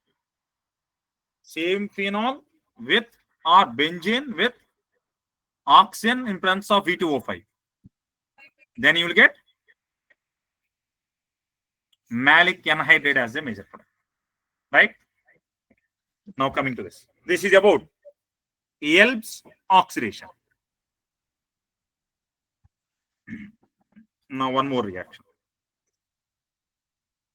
Metachloroperbenzoic acid. What do we call it as? MCPBA. Metachloroperbenzoic acid. MCPBA. It is also good oxidizing agent. This one. Metachloroperbenzoic acid means this one. If you have COOH or benzene, what do we call it as? Benzoic acid. If you have COOH, then it is called perbenzoic acid. At meta position, if you have chlorine, then we call it as metachloroperbenzoic acid. Right? Respond.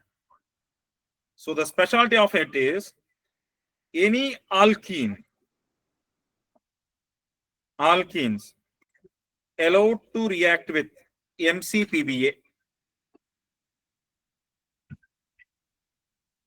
It oxidizes selectively alkenes, not alcohols. If I use any other oxidizing agent, for example, if I use KMnO4, what happens? Alcohol will be oxidized to ketone. Double bond will be oxidized to diol. KMnO4, man. What KMnO4 will do for alkenes?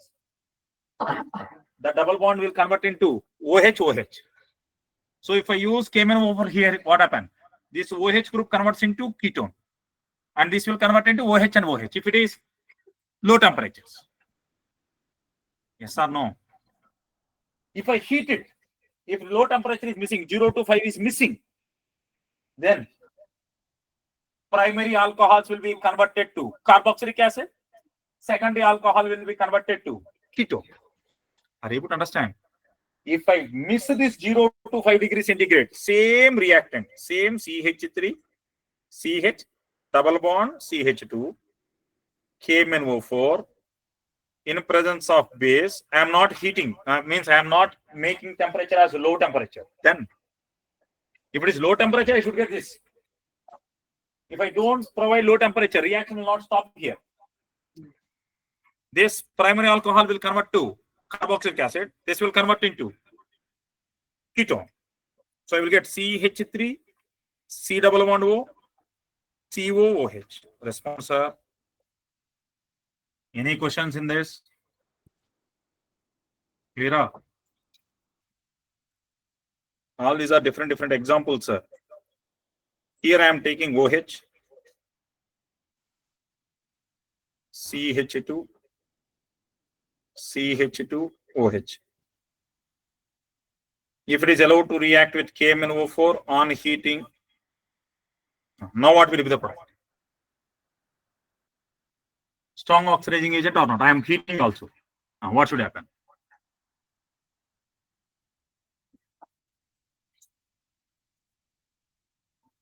Or if I don't provide heat and I am not providing 0 to 5 degrees centigrade, right? Room temperature. What should happen to primary alcohol? Carboxylic acid. Secondary alcohol, ketone. So what should happen means CH3, C double bond O, CH2, COOH. Correct? Huh? Can I call it as beta keto carboxylic acids?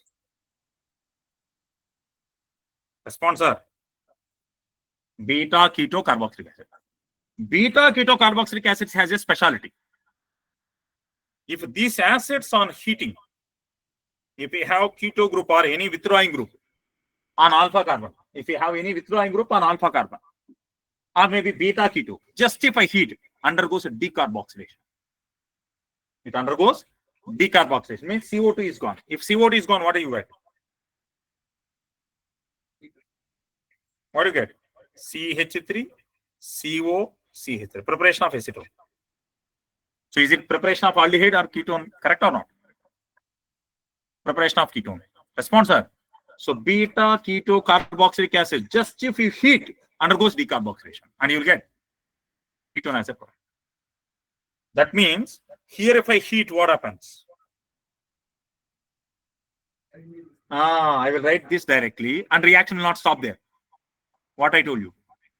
Pop off. Pop off happens, na? Then keto group should go to. Both sides are same.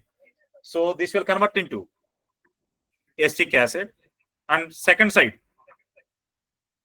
formic acid. But we discussed something about formic acid. Formic acid is unstable in presence of strong oxidizing agent. So this will convert to. So if I write KMNO4 OH minus on heating, then what should be the product? Acetic acid plus carbon dioxide plus H2O. Is it clear? Reason, first thing you will get this only, no doubt. But as I am heating, beta keto carboxylic acids immediately undergo decarboxylation to form acetone. Acetone in presence of strong oxidizing agent, pop-off rule. Correct? So break and I will get this acid. And one again, formic acid. Formic acid already we know unstable. So you will get carbon dioxide and H2O. So don't get confused. So be cautious about what reagent and what is the condition they have. Clear? I will remove this. All these things we have already discussed long back in hydrocarbons itself. Anyhow, next topic is there now. After aldehydes and ketones, we have separate topic, carboxylic acids. There we will discuss this point again. Now, what I told you about MCPBA. What we discussed about MCPBA, sir?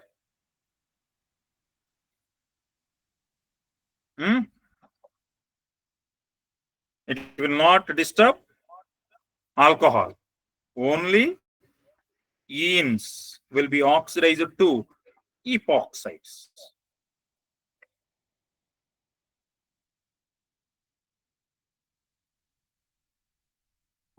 Will you understand? Right? Any questions in it? No. If I want to oxidize only alcohol without disturbing double bond, then there is one more specialist. MnO2. Manganese dioxide. Right? Respond for any questions up to here. No questions now? Say something yes or no or something, say something. Now I am taking one more reagent. MnO2. MnO2 is also specialist. We are discussing about what topics are? Selective oxidations. Till now we have discussed a strong, mild. So they will not differentiate anything. From ELBS oxidation, we are discussing about selective. In case of ELBS, what happened? Phenols will be converted to quinol. Right? Same phenol with concentrated HNO3. Quinone. With the MCPBA, it will oxidize only alkene. MnO2, it will oxidize only allylic alcohols. It will not disturb all alcohols. If OH is present at allylic position, then it will oxidize only such allylic alcohols. Online, available. Yes, sir. Right. Yes, sir. So I am directly taking example. So MnO2 selectively oxidizes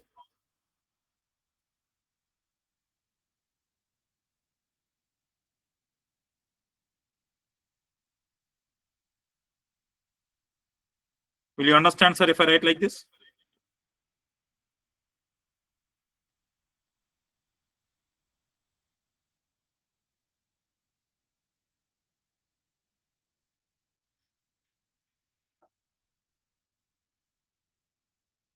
Now tell me, sir, what happens?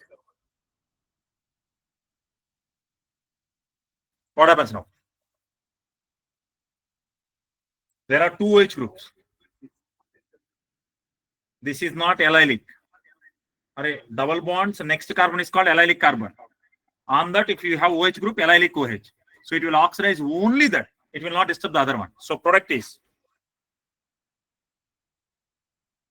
here double bond. This converts into ketone. This OH will not be disturbed. So it selectively oxidizes allylic OH. Better I will write that point. Selective oxidation of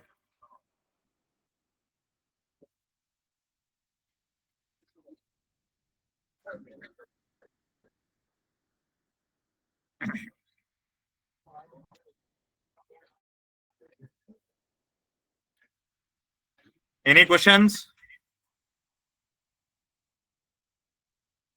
Next, one more thing. SiO2, selenium dioxide.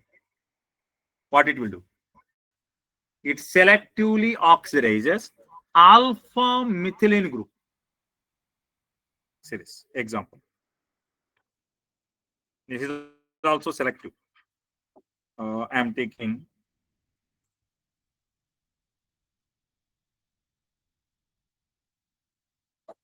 with SiO2. What it will do?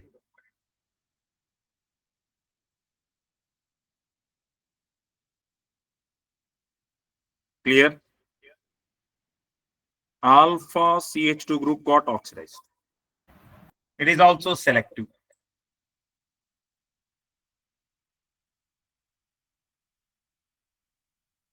Different examples we are taking.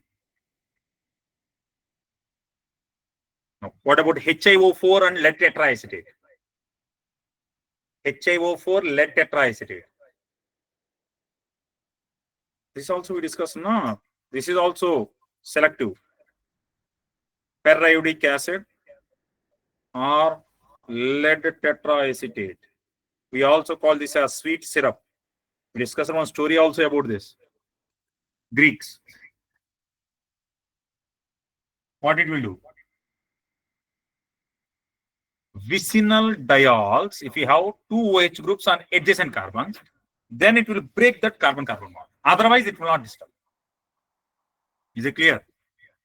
Means if we have OH here, OH here, two OH groups on adjacent carbon, right? So can I call it as vicinal? The two both OH groups must be on same side. Means if both OH groups must be above the plane or both must be below the plane. If one above, one below, reaction will not happen, right?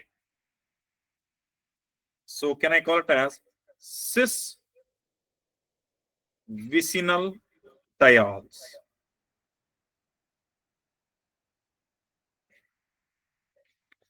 Is it clear? Cis vicinal diols.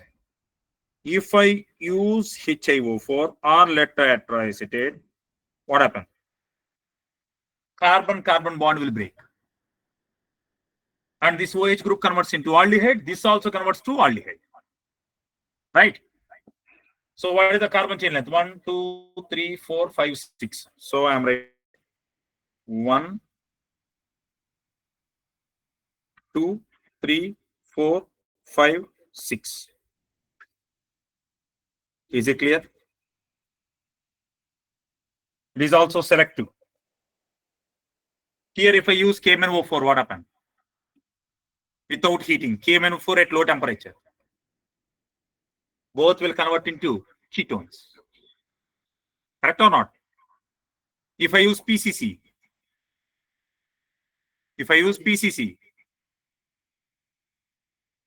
both will convert into ketones. If I use copper on heating, both will convert into ketones. Correct? If I use KMnO4 in presence on heating, carbon-carbon bond will break. This will convert into carboxylic acid. This also will convert into carboxylic acid. Then what you will get? Instead of aldehydes, you will get carboxylic acids on both ends. Correct or not? Any questions? Right? Now, the important reagents are. Till now, why we discussed these oxidations means all these are oxidizing agents where we are using in alcohols. All these are for alcohols only or not? Right? Nothing related to aldehydes and ketones. But we are discussing about oxidation of aldehydes and ketones. So shall I rub all this part? Where is aldehyde and ketone here? Except Popov rule. Except Popov rule. In remaining cases, we are oxidizing only alcoholic groups. Correct? Okay, better I will do one thing. From here, I will stop. 3 named reagents, sir. 3 reagents which will specially oxidize aldehydes and ketones. One is a Tollens reagent. Second one, failing solution. Third one, Benedict solution. These are 3. Tollens, failing, Benedict. These are 3 reagents. Very, very important. Right? So in which first one, Tollens reagent.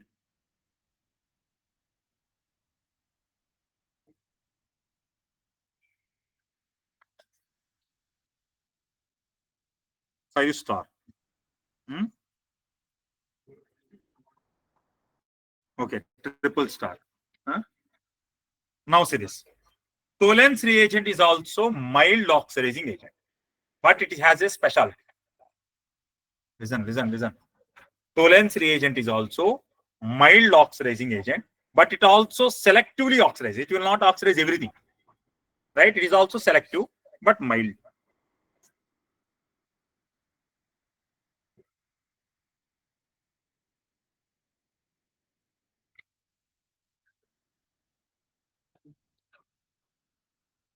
What is Tollens reagent first?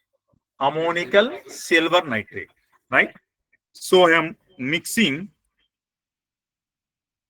AgNO3 in presence of ammonium hydroxide. Then can I call it as ammonium silver nitrate? Ammonia is there, silver nitrate is there. That's why I call it as ammonical silver nitrate. First, these two will react. Silver will form AgOH. Ammonia will combine with NO3 to form ammonium nitrate. So product will be AgOH, white PPT, plus NaH4NO3, ammonium nitrate. Now, this AgOH will react with ammonium hydroxide again.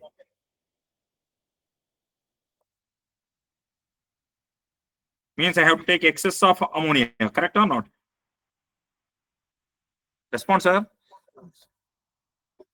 Then it will form AgNH3 twice complex.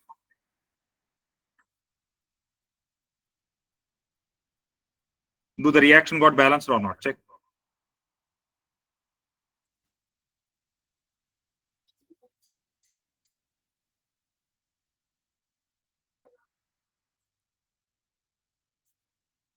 Right. This is NH4OH. Na? I am writing NH3 H2O. NH3 H2O. Is there anything wrong? Right? These two NH3s I have combined with silver. Right? Response, sir. Then that OH is present. These are two H2Os I have written here. Done. Any questions?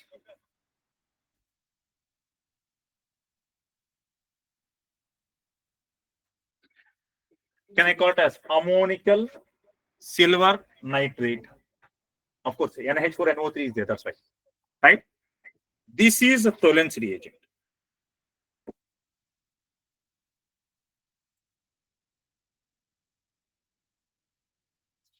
Sometimes instead of mentioning this as a Tollens reagent, sometimes they will write as AgOH directly. Among all hydroxides, only 2 metal hydroxides are unstable. One is silver, another one is mercury. Only 2 metal hydroxides are unstable.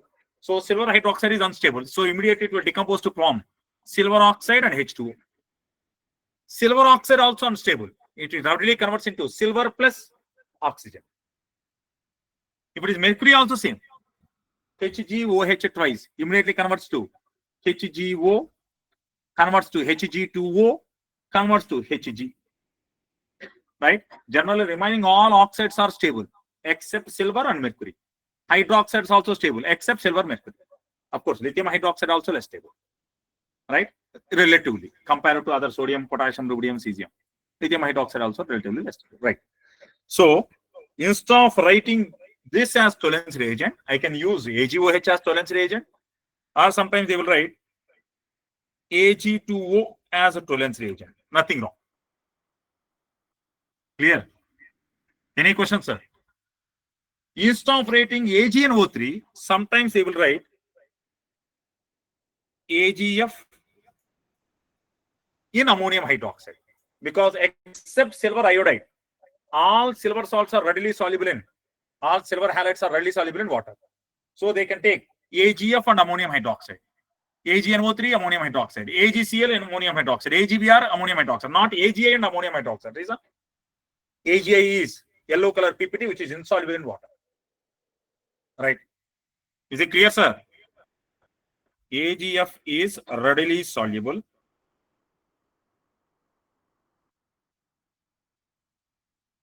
in water, so it readily forms complex with ammonium hydroxide.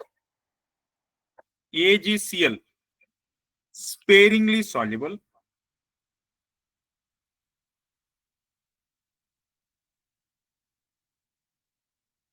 AgBr almost insoluble.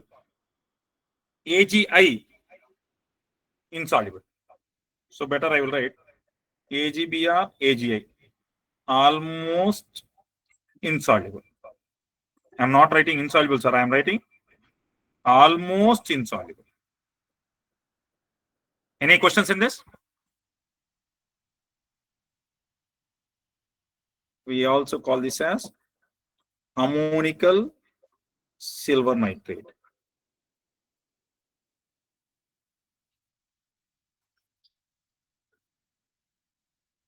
Tollens reagent. Response, sir? No. Tollens reagent is a specialist for identifying aldehydes. Generally, what happens? Mild oxidizing agents will oxidize alcohols. Correct? Huh? But Tollens reagent identifies or reacts with only aldehydes. It will not disturb alcohols, not disturb ketones. Right? So it is also selective oxidizing agent or not? Specialist for aldehydes.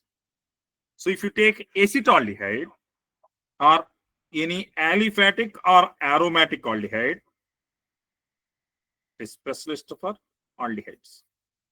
What about PCC? PCC, specialist for primary alcohols and secondary alcohols. Tertiary alcohols, it will not. Primary alcohols will be converted to aldehydes. Secondary alcohols to ketones. PDC also, same. Copper also, same. But tertiary alcohols will convert to alkene. Clear or not? KMnO4 will oxidize primary, secondary, completely up to primary to acid, secondary to ketone, tertiary, no reaction unless you heat it. Correct? Response, sir. If it is alkane, if it is having tertiary hydrogen, then KMnO4 will form alcohol, tertiary alcohol. Right? If benzene ring is present with at least one benzylic hydrogen, then the total group converts into carboxylic acid. KMnO4. Clear? But Tollens reagent will not bother about alcohols, right? It will oxidize only aldehydes. Sometimes it will oxidize ketones also, but there is a condition. There must be a OH group at alpha position. Alpha hydroxy ketone. Let me discuss this, then I will come back. Exceptions that we will discuss later. First, let me complete this, right? So, aldehydes with ammonical silver nitrate. I am writing AgNH3 twice OH. Ammonical silver nitrate. Tollens reagent. Here, what is the oxidation state of silver? +1. Will be converted to 0. Silver converted from +1 to 0 means silver undergone reduction, means aldehyde should undergo oxidation. So this will convert to acid, COO minus. Here ammonia is there. That ammonia forms NH4 plus ammonium acetate or ammonium carboxylate plus H2O plus ammonia. So in Tollens reagent, aldehydes are converted to acids. Response, sir. This silver will be deposited at the bottom of glass beaker and will be seen as a mirror. That's why it is called silver mirror test. So this is responsible for silver mirror. Any questions, sir, about silver mirror test? Tollens reagent test or silver mirror test? Any questions? No. Which shows a positive silver mirror test? All aldehydes. Whether it is aliphatic or aromatic, both will show positive silver mirror test. Aliphatic, aromatic means benzaldehyde also. Correct? Huh? No. No. Right? Aliphatic, aromatic, only aldehydes, not ketones. If it is ketones, there must be OH group at alpha position. Then only it will react. Otherwise, no. That's why alpha hydroxy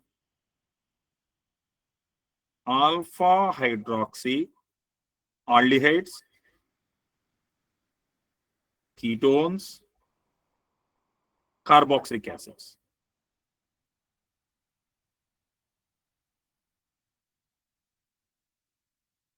If alpha hydroxy is not there, then aldehydes also shows.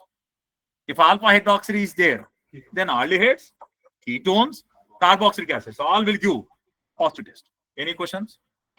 Example of it.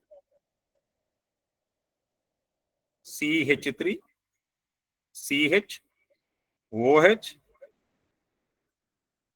CO, CH3.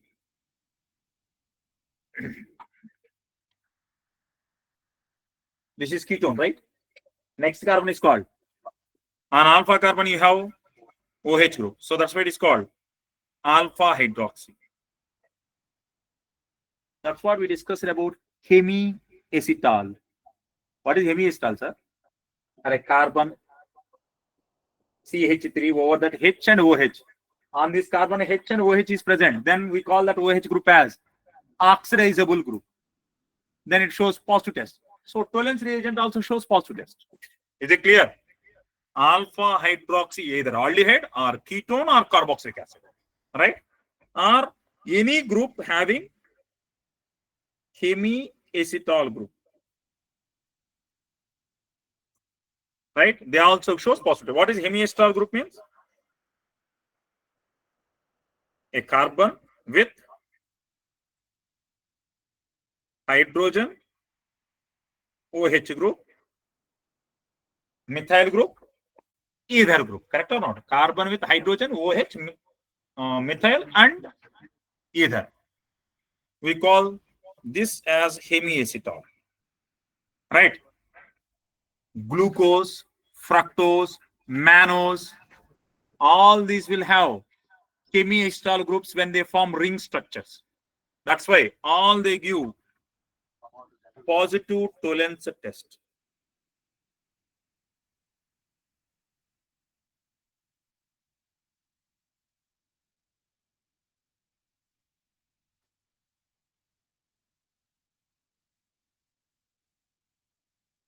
Any questions, sir? Respond.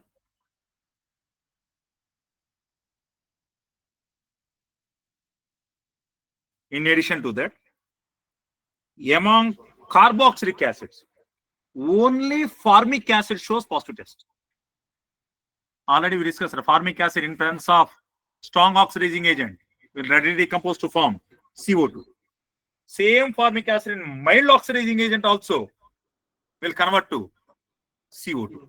The two with the toluene reagent only, not with other mild oxidizing agents. Are you able to understand? So formic acid also shows positive test. Lactic acid. What is lactic acid, sir? Lactic acid. Is it alpha hydroxy carboxylic acid or not? COH group is there, alpha carbon OH is there. So is it alpha hydroxy carboxylic acid? So formic acid, lactic acid, citric acid. And what is citric acid, sir? Tricarboxylic acid, no citric acid.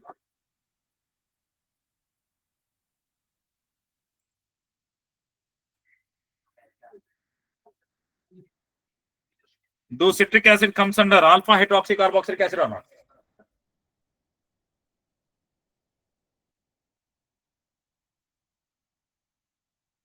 So all shows positive tolerance test. Lactic, formic, citric, right? Instead of saying that, we use the statement alpha hydroxy carboxylic acids shows positive test. Response, sir. No. In addition to that, if there is an aldehyde group and a carboxylic acid group, then aldehyde is there, na?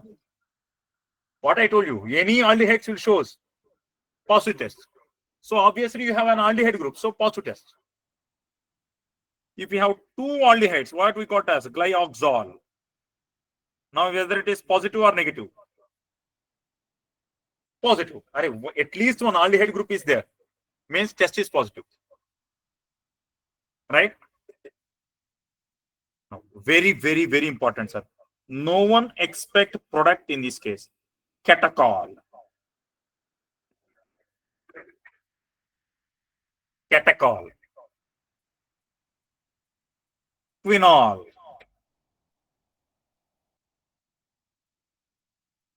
Phenol will not give tolerance test. Phenol will not give tolerance test. Catechol and catechol and quinol. These two shows positive test. Resorcinol will not show. Are you able to understand? Among dihydroxyphenols, catechol shows positive test, but of course on heating. Quinol also shows positive tolerance test on heating, but resorcinol fails.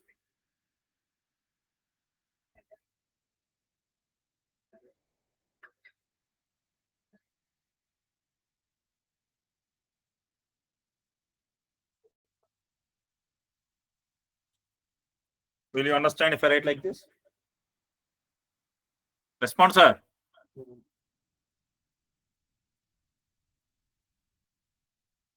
What about this one?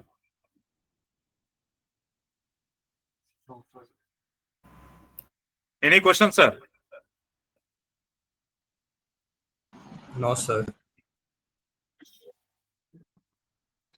She is asking one more thing, no?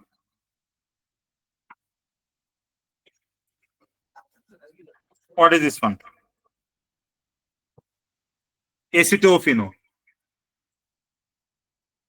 benzophenone,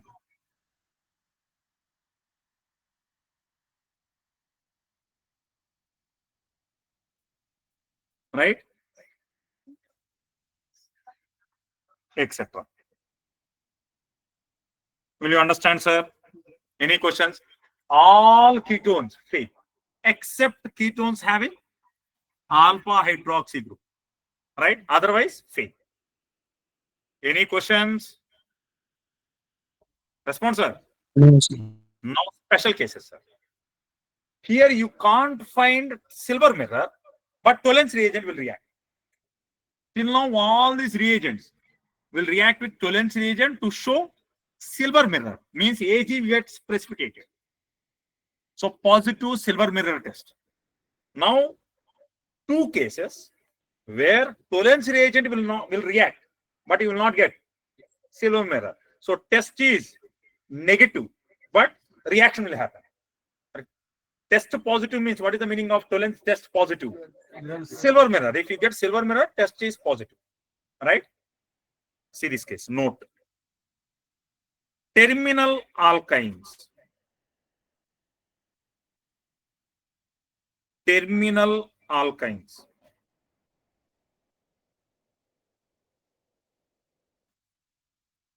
React with Tolen's reagent, but you will not get silver mirror. Example, CH3, C triple bond, CH. With the Tolen's reagent. Tolen's reagent have Ag plus in it or not? Then Ag plus can replace H plus or not? So that's why terminal alkynes react with all metals.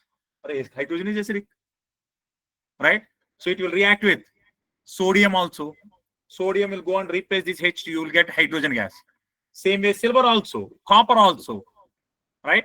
All types of reagents you can react with terminal alkynes by replacing hydrogen. Do it react with Gilman's reagent? Or copper salt, man, Gilman's reagent. R2CuLi. Correct? So that also will react. Grignard reagent. Yes, acetic hydrogen is there. So Grignard reagent also will react. Are you able to understand? So with the Tolen's reagent, what you should get? CH3, C triple bond, C minus, Ag plus, and that H comes out. So this is the gray color PPT uptake, but not silver mirror. Response, sir. Better I will write not silver mirror. Any questions? Now, old JE mains question, old JE NEET question, old JE advanced question. The only inorganic acid which gives positive silver mirror test is only inorganic acid. Acid, I am talking about. Only inorganic acid reacts with Tolen's reagent to give positive silver mirror test. We discussed that in P block. While we are discussing in P block chapter, specially I mentioned it. There we discussed about Tolen's reagent also. The only in your NCERT textbook also, if you go to last topic of 50A group elements, it is specially mentioned, last para of a 50A group elements chapter in your P block. It is perfectly mentioned.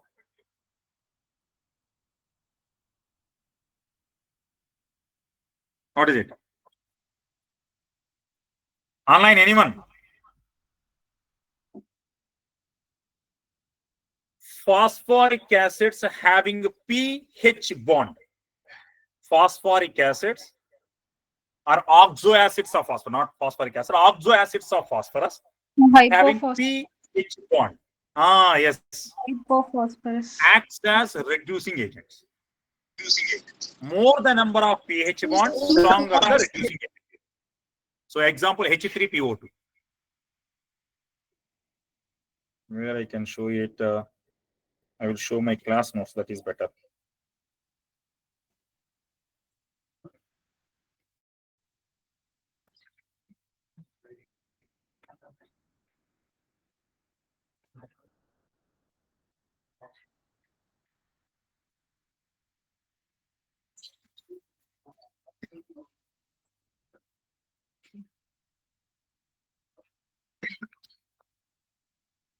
Fifth A group elements come to the end.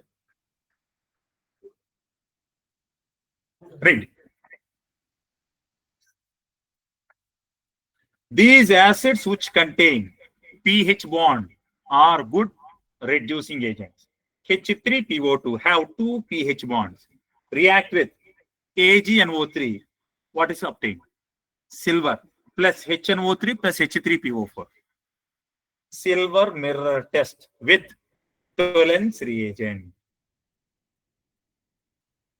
If based upon number of pH bonds, we will decide reducing nature. Based upon number of OH bonds, we will decide N factor.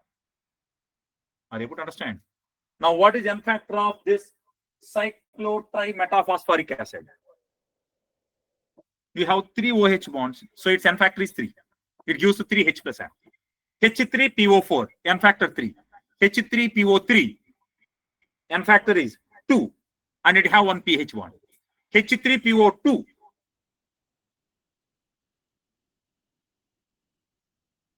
H3PO2, first one. Phosphinic acid or hypophosphorus acid. 2 pH bonds and 1 OH bond. So its N factor is 1 and it is a good reducing agent. Correct or not? Next one, H3PO3, phosphonic acid or orthophosphorus acid, having 1 pH bond, 2 pOH bonds. So N factor is 2. Next one, orthophosphoric acid. This one, orthophosphoric acid, H3PO4, 3 OH bonds, N equal to 3, no pH bonds. So it is not a reducing agent. Correct or not? So the only inorganic acid which gives Tollens test is H3PO2.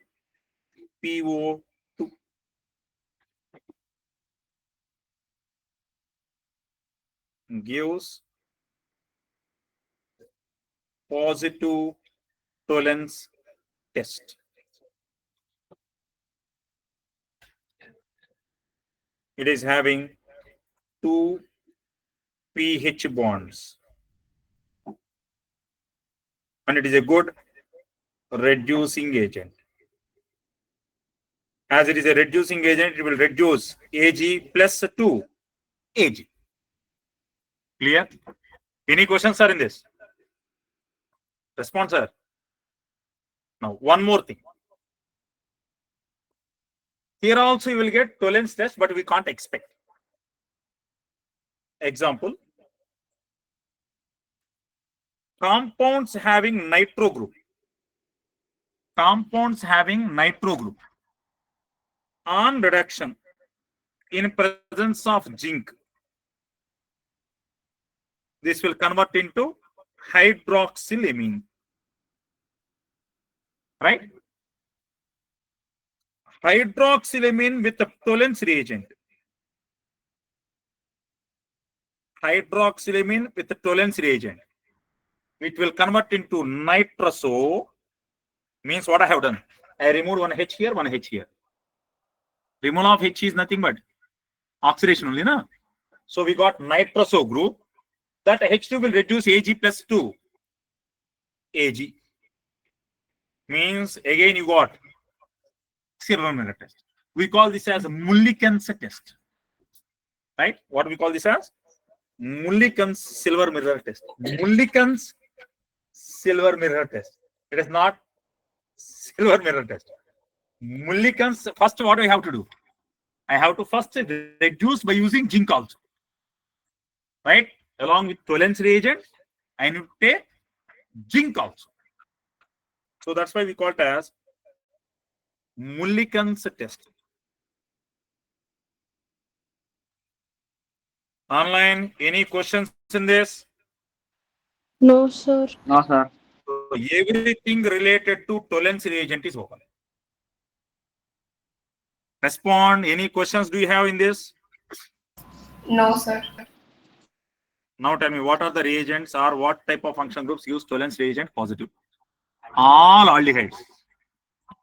All alpha hydroxyaldehydes are ketones or carboxylic acid. Formic acid, lactic acid, citric acid.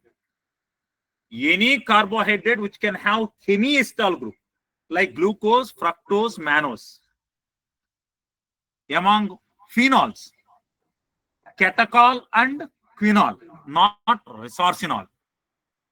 If you have at least one aldehyde group in the chain, terminal alkynes react but not silver mirror. Mulliken's test. Mulliken's test also gives silver mirror. And one more. Only inorganic acids. H3PO2. Over. Any questions? Next one, sir. Failing. If you know failing, no need to study Benedict. This failing Benedict These are used for urine test, blood test, in order to find blood sugars. If you what do you mean by blood sugar? Man, your glucose levels increases in your blood means your what we call it as insulin will not operate. Correct or not? That is also a amino acid, no? Polyamino acid. Yes or no? So if it is not triggered properly, glucose levels of your blood has not maintained in that narrow level. So glucose levels increases. If glucose levels are increasing, hemiacetal groups will be formed. If you have hemiacetal group, test will be positive for Tollens, Benedict, and failing. But silver is costly. So instead of silver Tollens reagent, we use alternative copper. Copper is cheaper, no? So we'll replace silver with copper. Then I call it as failing or Benedict. If I use sodium potassium tartarate as a complex, or in Tollens reagent, ammonia is used to form complex. In Tollens reagent, ammonia is used as ligand, not to form complex. Same way in the copper, if I use sodium potassium tartarate as a complexing agent, failing. If I use citric acid as complexing agent, then I call it as Benedict. Clear? Now I am talking about failing solutions, sir.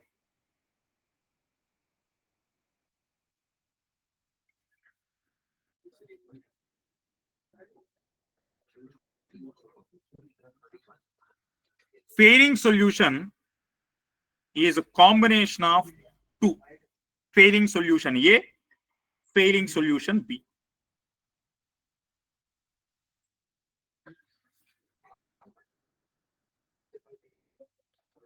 Failing A, failing B.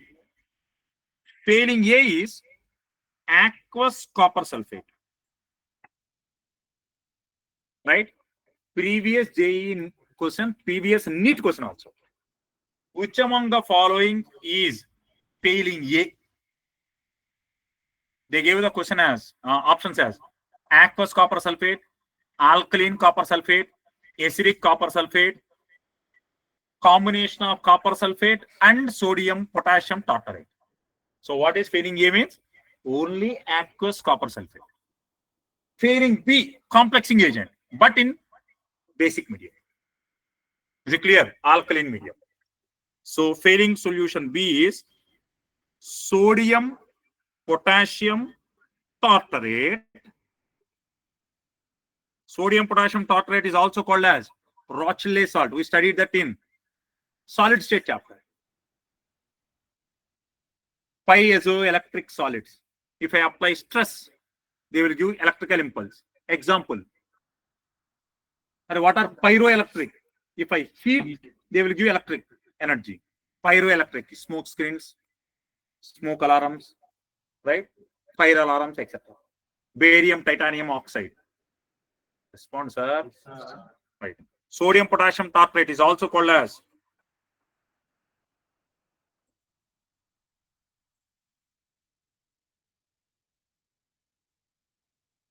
sodium potassium tartrate is the complexing agent, and it should be in alkaline medium.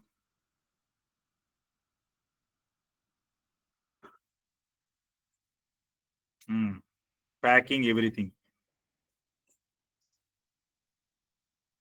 Sitting in the first bench, but packing. Right? Sodium potassium tartarate in alkaline medium is pairing B. This is the complexing agent.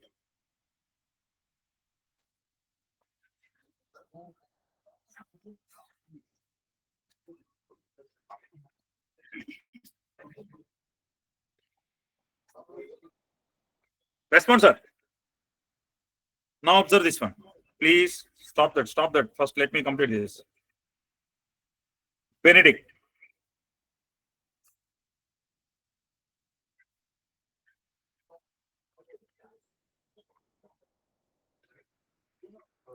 Here also I am taking CuSO4 aqueous. Please. Na2CO3 aqueous. And the complexing agent is Sodium potassium citrate, not tartrate. Sodium potassium citrate. This is the complexing agent. Then it is called Benedict. In both cases, which is responsible to show color? Copper only. In both cases, you will get red PPT finally due to formation of cupric oxide, sorry, cuprous oxide, right? So test will be always finally obtaining red color. Response, sir. Example. I will explain in failing. I will not discuss anything about Benedict, right? Only difference is complexing agent. Other than that, everything is same. So if it is aldehyde with the failing or Benedict,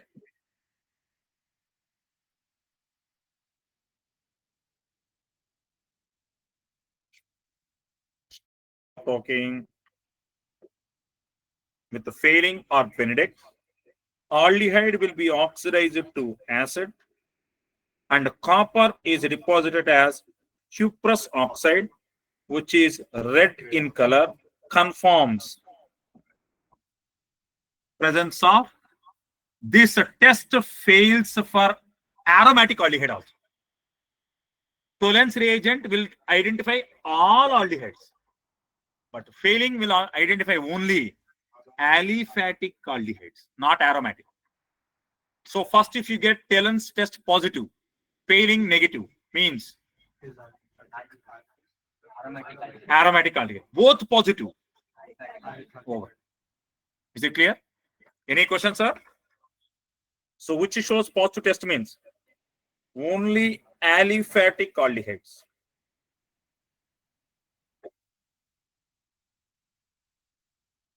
Along with aliphatic aldehydes, alpha hydroxy ketones, alpha hydroxy carboxylic acids, formic acid,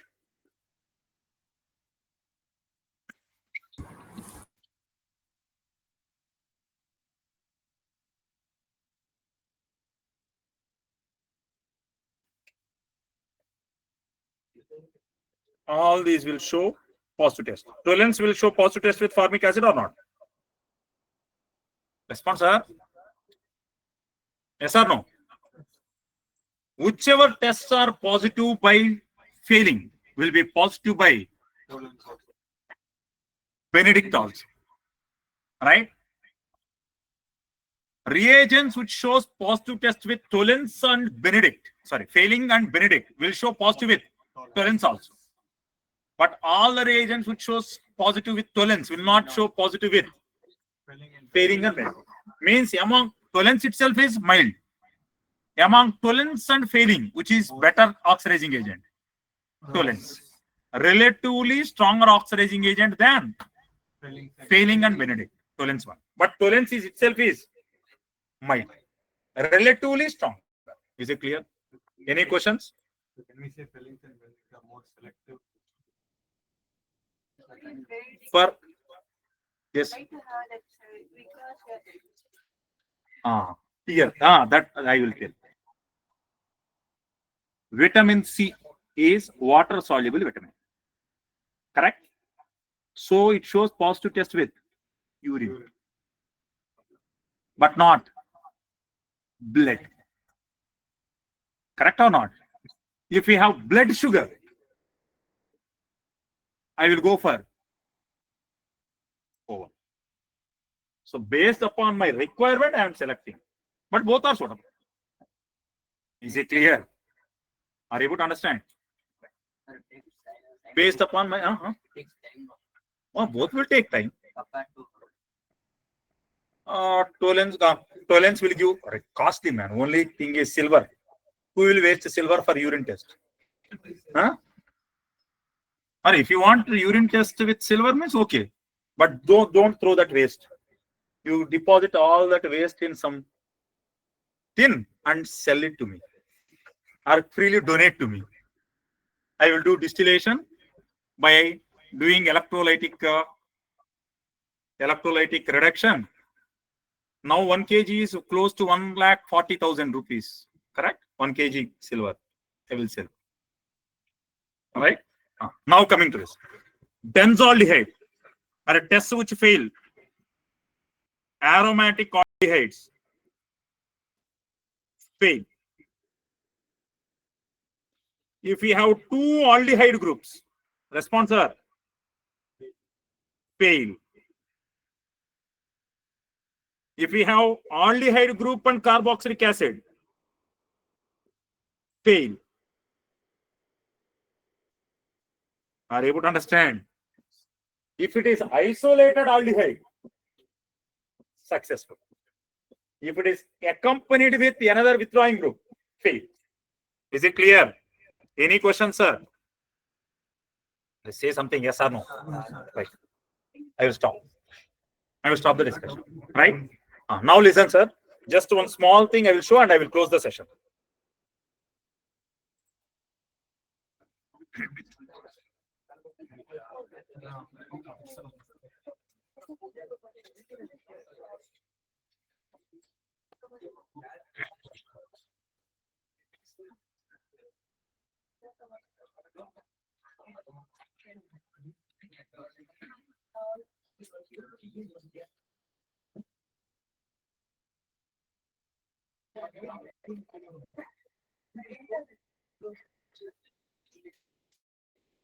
Oh.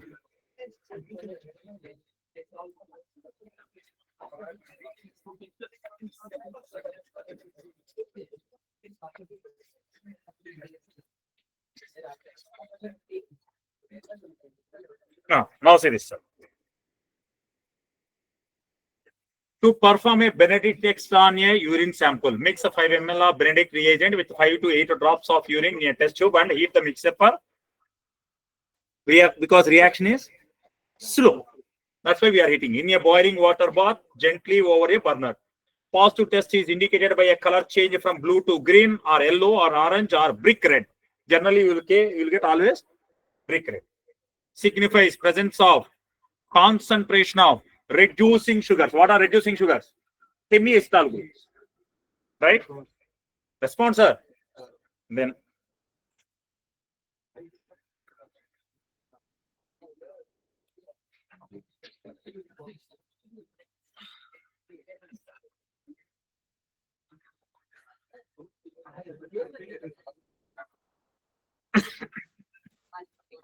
to perform a failing test on urine sample, combine equal parts of failing A and failing B. What is failing A? Aqueous copper sulfate. Failing B, sodium potassium citrate in presence of sodium hydroxide. Sodium potassium tartarate in presence of sodium hydroxide. Then add urine sample and heat the mixture in boiling water bath. A brick red precipitate indicates the presence of reducing sugar. Now,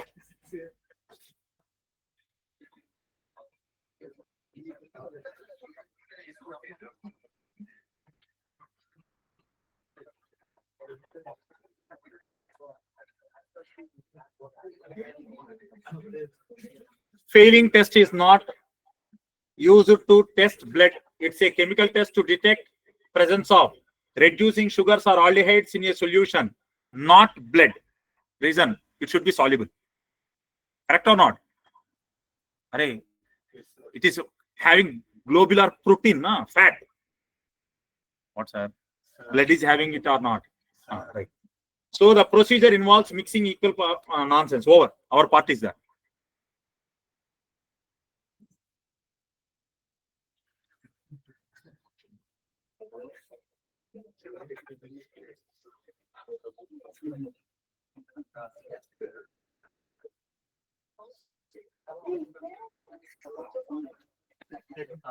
Again, Benedict test again fails. Response, sir.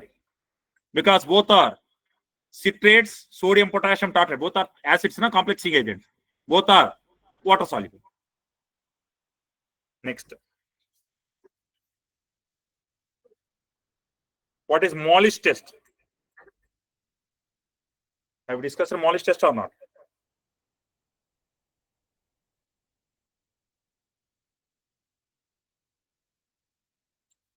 So They are giving glucometer. Okay, leave it. We will not discuss much. I'll stop it. Right, sir. I will end the session. Next class, we will see about reducing agents. Today, we have done oxidizing agents, mild, strong, tolerance, Benedict, failing. Remind me about one more. Tomorrow, remind me about CAN. Ceric ammonium nitrate, CAN, and mercuric chloride also. Right? Remind me these two. Then I will go to reducing lithium aluminum hydride, sodium borohydrate, dibol, major.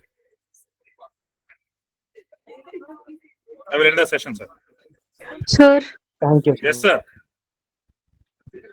sir, about the 11th chemistry, that thing. 11th organic chemistry.